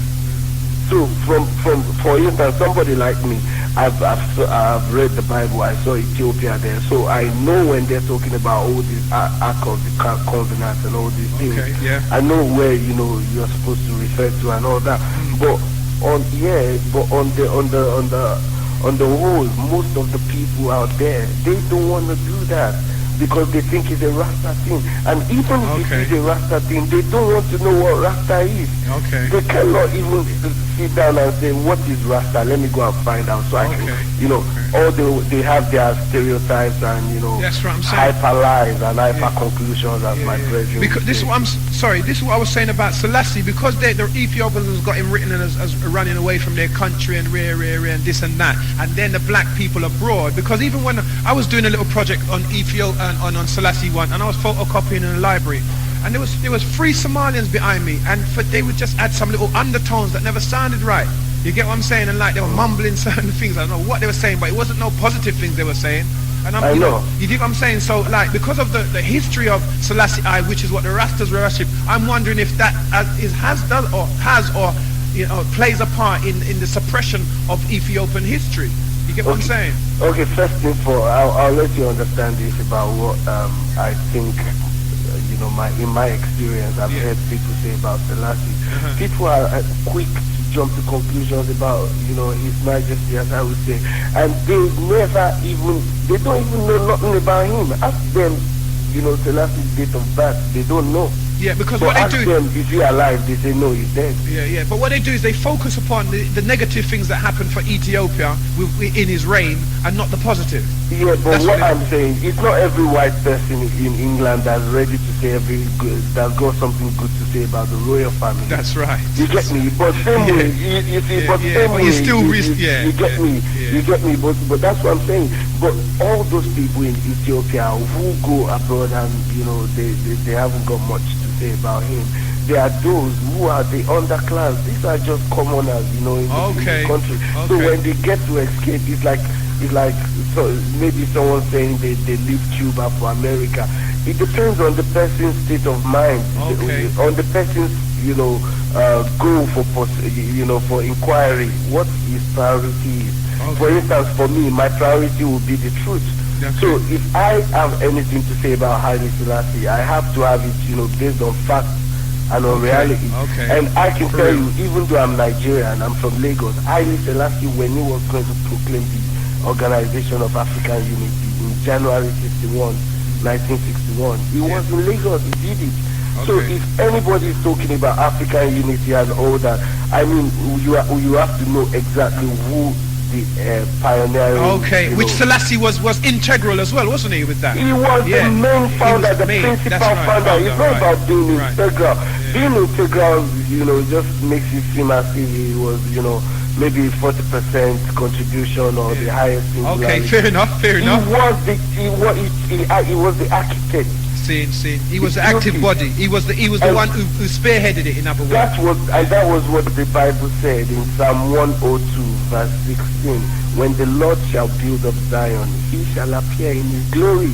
You see, now you've added, this is what I'm saying, It's not religion, I'm not digressing. I'm just saying that the reason why I've just said that is because Haile Selassie is from Ethiopia. Ethiopia is where the Bible, refers to as the foundation of God and So I'm saying that Ethiopia of the Bible, of the biblical days, hasn't changed from the Ethiopia of today, Addis Ababa of today. Ain't nothing changed. And that's the reason why we Africans should look deep within ourselves for political leadership, for religious guidance and everything. We shouldn't follow any Roman or Gregorian calendar or anything. You get me? Because one thing I'll say about religion again, I don't like to talk about religion as people say, but one thing I'd like to say is when the black man prays to a white God, he must always ask himself, say for instance, the white God is praying that, God, let me win this battle. Who is going to be the victims in the battle? Yeah, I know. The black man must ask himself that question before he goes to the same church with that man to go and, pray for winning. You see what I'm saying? When one searches for exactly what you're saying, but you see, this is what I'm saying about the search for truth and knowledge, yeah? When one has an unprejudiced viewpoint of life, truth and reality, you will naturally come to that. But you see, as long as you hold on to God first, or a belief first, without a knowledge first, you will always hold on to it like you will die with it. You'll go down such as with the ship. You get what I'm saying? But this is what I'm saying, that we don't necessarily have to say, oh, let's look at the God. We can just look at truth. All we need to do is look at the reality and the founded history of the people or the religion. Let's look at the founded history of it. Because as I was saying before, if you go for a job, you need to, and if you're going to let somebody babysit for your children, you're not going to employ a pedophile if you can help it. You're going to try and look at his history to see if he's liable to trouble your picnic them or your children, So therefore, why would you then, if you're searching for truth and you believe in Christianity or Roman Catholicism or Anglicanism, then all right, then look at where it's coming from and research it in truth, and then you will find out where it's coming from. Then you will, when I ask you, do you believe in God? And I say to you, well, rare, then you can say, well, even with all these things, I still believe in it, and I'll leave you alone. But if it's just a belief pattern based on the fact that God is everywhere and God is everything, then it's not truly thought out. If God is a knowledgeable, or the knowledge, if God is the knowledge, it's the most advanced knowledge in the universe then, yes, because he is the universe, then it proves that man should always be advancing knowledgeably. So why would you want to stay with a version of God that's come out in the 1800s? That's why, you've just said it in another word, exactly what I was going to say. Ethiopia is the most, ancient language and country known to man, just as we're speaking, like, the oldest country. I choose, based on the fact that it's the oldest language, oldest country, I would choose to worship the God that is worshipped in that country. Right. Because if you had to choose the oldest God. Yeah. I know what you're saying. Yeah. So any new religion, any new, Roman popism and all this, it came after. It came after. Yeah. But then I've come to realize again that it is not even a religion. It is a region. See. Because the region is Ethiopia, like my brethren just said. The region, that's the region where man was made. Okay. Yeah. Babatunde, after going to draw it there. Yeah. What I'm saying is that I'm doing a show called Who Is God on the next week Saturday between 10 and 12, where it's slightly more adult orientated anyway. So I wouldn't advise younger people to listen to it. But I'm going to address that issue there as well. Yeah. Yeah, but so we have a next virgin here who have a question. Okay. Peace. Oh, it's on the same phone, is it? Yes, sir. Yeah, we saying. What's your name, man? What's your name? Cass. Yes, sir. Okay, respect. That's it. Who God bless, let no one curse. Just give thanks and not the words me I say. It's all right. One hell of battle after Jewish man. Carry on the good work. All right, peace, Power, so. Respect. Big up there. Yeah, all right. Nice one. Yeah. So I think, but he says I could get one more call, and after that I'm out of here, right? So we'll take one, and that's it, because we're taking liberties. You know what I'm saying? I know he said, no, he said it's all good. He said it's all good. Yeah, see, respect. You get what I'm saying? So yeah, you hear what they're saying, so you can understand that. You can understand the holisticness of what we have to deal with as a people. You get what I'm saying? A man saying, Uja bless, no man curse. If that's what a man believes, that's fair enough. You get what I'm saying? If you say, God bless, no man curse, that's what you believe, fair enough. If you say, Allah bless, no man, that's what you believe. But what I'm saying is that's what I want to try and stop dealing with these things and try and deal with the love of humanity and human love. Because if you don't know yourself, how can you know something outside of you? Hello, sorry, what's your name and where you calling from? Hello, yeah, what's your name, where you calling from? My name is Makeda. I'm ringing from Croydon. Makeda? Yeah. Okay, hi Makeda. Hiya. Right. I'm just listening to your program. Okay. And I think it's very interesting. And my problem is, what are the Patrick Tyson. Well, so many people have done so much to our people, and we don't go back there saying, "Oh, we don't welcome them." They're going back to Ghana. They're going back to Nigeria because they know what they're getting. But why worry Tyson? I say leave that poor man alone. He said his time. Of course. He's done everything possible to let people see the good side, but they still bother him. Tyson this, Tyson that. I mean, so many white Americans have done loads and loads of things to our black sisters. Yet nobody says anything about it. Because what? We are black. That's right. But to me, as far as I'm concerned, we are our own, killers. Because we tend to differentiate, I'm a Ghanaian, I'm an African, I'm Jamaican, I'm this and that. No, we are all one and the same race. We are one. Yeah, that's what I'm saying. Sorry, what's your name again? Sorry? Makeda. Makeda, yeah. What I'm trying to say is that at the end of the day, we have, as you say, we're all one, but we all got different types within that one. But what we need to do is forget about what your political belief is and what your religious belief is and what God you worship, and let's look at what's happening to us as black people. The moment we do that, we'll have a stronger force, because we'll have all black, like all the. Can you imagine? You see what I was in the crowd outside Tyson.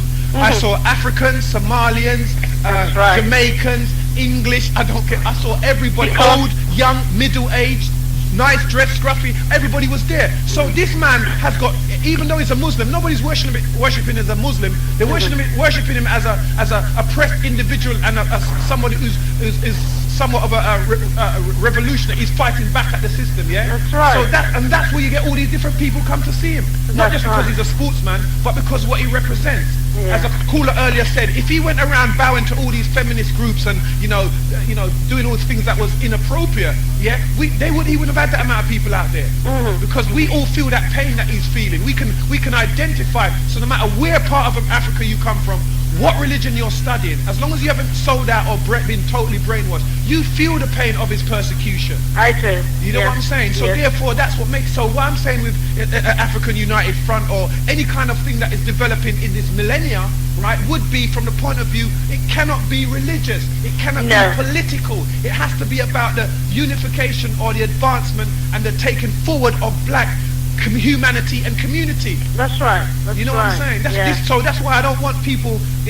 Anyway, because I mean the People Talk Show, different presenters present it, but when my presentation, I don't want people to deal with any form of religion, because it's not what's going to help free us. It's going to help divide us. You know, the Christians are fighting the Muslims right now. You know what I'm saying? And if you're, in a Rwanda situation, we don't want no more of that. We don't want to know what you believe in. I want to know, do you believe in black people and the fight for freedom? I want to know if you think Jah's going to set us free or Allah's going to set us free. We have to set ourselves free. We are. We have to. We are our only God. Sorry? We are our own God. We have to free ourselves. I agree with that, Makeda. We don't have to go looking for anything in a church, in the mosque, or anything. We are our own God, and it's about time we did that. Use the God in us to deliver ourselves. Yes. That's what I know. Total agreement, Makeda. I'm 65 years old. Okay. I'm a Nubian, I'm African, I'm a Jamaican, I'm a Yoruba, I'm whatever. But what I'm saying, we are our own gods and goddesses. We have to deliver ourselves. That's right. Nobody else will deliver us until we do that. Okay. Thanks very much. Yeah, thanks a lot, Makeda. I like that input. Yeah. Bye. Yeah. Bye. Bye. Yeah. See, that's another a black sister. You know what I'm saying? Old elder, as they say, old enough within the community, not some, so we've had from teenagers to 55 so far, you know what I'm saying? So this is what we're talking about, a united, not where we separate young people because they don't know this and that, or we only do with older people because they do with that. Oh no, right, you know what I'm saying? Forget the religion, forget it. I'm saying that you can't practice yours, but don't bring it to the forum. Don't want to hear that in the forum.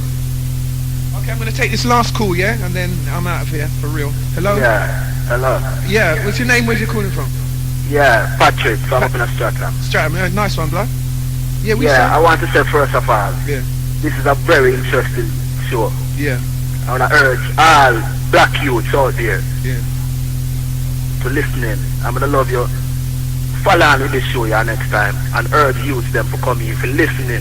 Yeah. Well, you heard that? Did you hear that young girl speak earlier on? Angela? What, 15-year-old? Yeah. Yeah. I'm gonna respect that. I'm gonna love that. Yeah. You see that's what I want to hear, because as a black race, if we are not careful, we'll drink up the poison of modern civilization. You see? And die from the effect of it. Yes, for real. I agree with that. But even they know that. That's why they've got the eco warriors and all. Even they know it, isn't it? Hello? That's true. Yeah, they know it too, don't they? Yeah, they know it. They've got eco warriors and people trying to tie themselves to tree because they realize what their own people are doing to the planet. So you're right. There's nothing Rasta-ish about that. There's nothing. No, it's not about true religion or Rastafarian or whatever. It's just true. See? Because religion is something that used to divide I and I as black. See? It's just truth. As long as it's truth, blood, we can work and we can all go forward on truth, not on religion. Man can have their religion still, but don't bring it to the arena. What you're saying is bang on, because there are white people who are fighting for the preservation of the planet too. Yeah. You know what I'm saying? And we know that. We can't deny that, whether they're white or not. There are people who are doing things, you know, to stop more and more motor cars, to stop the emissions, to stop the lead, the poisoning they're picking them. There are people doing that. And we need to get on board with this fight too, because it's our planet. If we're the first human beings, then we are the what? What them call it? What them say? We are the gatekeeper. No, what did Jesus use? He said the vine, the keeper of the vines or whatever. You know what I'm saying? The landlord. We are the landlord. You know what I'm saying? We are the landlords. What you have to right now is listen and learn. Yeah. See it? Yeah. Because Marcus Garvey, I am reading a book about Marcus Garvey and his opinion. Yeah. His philosophy and his opinion. Oh yeah, is that one written by his wife? Well, partly. Yeah. I know the one. Yeah. I urge all of the black youths about there, link up with the library and get some teachers and do some reading into that book. Yeah, man. Man. What do you mean? Because the fool fell. What is the publishers of that book? Have you got it at hand? Hello? Yeah, hold on a minute. Oh, yeah. Let's see if I can read it. Because you know what, I had a copy of that one and I can't get it, and every time I go and ask for it, they can't tell me who published it. Well, that would be handy if I knew that. I don't have it at hand.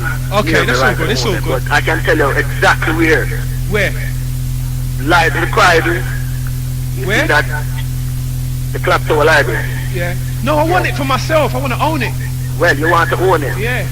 Well, I should try tonight, but to be honest, I don't know where that's exactly. That's what I'm saying. I've asked the one in Brixton, and he just laid on it. You know what I'm saying? So I don't know, but yeah, I hear what you're saying. Sorry, continue. Well, I'll be try to contribute towards when we hear your talk is we need to learn. Yeah. See it? Yeah. Because knowledge is the key to a full understanding. True. See, the creator create us in our own image. Yeah. You understand? Yeah. See it? So therefore, as landlords for the planet, we need to stay more to, as a Rasta would have said, more natural. We'd have to stay more towards nature. Yeah. Because man is the creator of his own destiny. Yeah. You understand? Man is creator of his own destiny. Yeah, see what I'm saying? That's what I'm saying about like why people can't get with Rasta. Like I'm on Rasta, well you say I believe in the integral or rare. You know what I'm saying? And then they think that is some kind of like spaced out language. Then when you go over to some eco warriors, they're saying the same thing. When you go over to some other people, they're saying the exact same thing using different words. Boy, so that's when I try to tell a man about language understanding. You can't just because you don't understand a man's technique, you can't dismiss him. Because I know that Rasta, for me anyway, from my personal viewpoint as far as Doctah, Rasta saved Jamaica from the degradation. You know what I'm saying? Through Caper and through Luge-ing-ton and their man there. Because they're just going down a ragged road. Huh? It all boils down to communication. Yeah, that's all you need. So, you know, we have to communicate and learn from other people. Yeah, and other culture, another ways of looking to all certain food where Rasta eat. You know, that's what made me a vegetarian. You know what I'm saying? And certain cross mixing of food. I got that from Rasta. Sure. When we go to Jamaica and speak, I went and I spoke with them. And I like their so what you would call over here, you'd call them naturalist or vegan or you know what I'm saying? But through their act as a religion or a commune, then people feel that because them smoke weed and this and that there's nothing positive to learn. There's a whole heap of positive things to learn from Rasta. You know what I'm saying? Holy, but there's also positive things to learn from Buddha and Confucius. There's a part tonight where them telling you about propaganda. Yeah. See it? Yeah. as a race, I'm not really going to a black or a white issue. Yeah. See? But I'm saying as a race, propaganda is what spoil Africa. Yeah. And propaganda is what them use to keep an eye from thinking and try to go back to Africa. Yeah. And and from reaching a state which you can go back to Africa. Yeah. You can't just go so, you know. You have to reach a mental capacity which incorporates the liberty of African mindset in order then to go back. But a lot of them are trying to go back with a little westernized mindset, and that's why a lot of those type of Africans will reject them.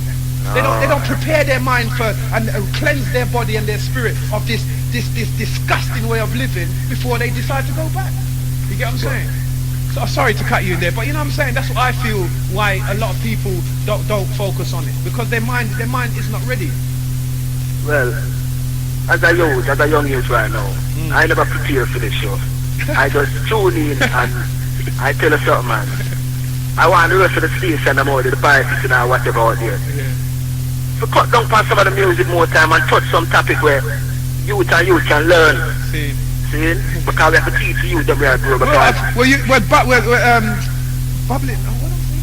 DJ B, sorry, blood. You know what I'm saying? He's let me cut into his show because of that. So what I'm saying is that there are DJs about who, you know, they might not be doing that, but they are willing to give over some time to champion that cause. So you have to big respect to DJ B still, because we're going over time. We should have done it 2 o'clock. You get me?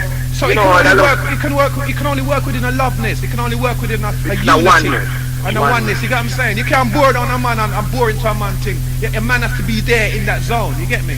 Sure. Yeah, so from you see this Aguan now, you know, say it's possible to happen on other stations, but you can't force them into it. A man has to reach the understanding. But you know something? If them listen and them learn, them will adapt. See? Yes. Alright, yeah, respect. Yeah, so what's your name again? Patrick, yeah? From where? Deptford, yeah? Streatham, yeah? Respect, blood, yeah? And like, keep it locked, you see me I say? And we just hold it and go through for the millennia, yeah? I'm gonna cut out now, yeah? Yeah, respect. Alright, man. Yeah, well that's enough, I'm not taking one more, you get what I'm saying? Yeah, big up DJ B, keep calling him Bubbling D for some strange reason. You know what I'm saying? But he knows how it goes, you get what I'm saying?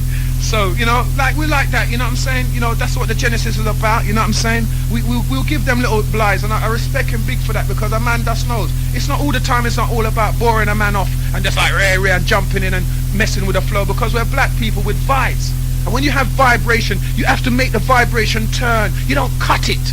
You know what I'm saying? Like digital recording where they cut everything and then they try to bring back the vowels to bring back the warmth into it. Let's just keep warm all the time, because we're from a hot climate and we've got warm blood. All the cold-blooded people them out there, later for them. You know what I'm saying? Let's big up the warm-blooded people them, and you know, it's the Doctah X cutting out from the People's Talk Show. It was a nice one, I enjoyed it. We've got to bring in DJ B. Sorry, we've got to bring in DJ B and cut out now, yeah? Peace and love to all of you. Respect.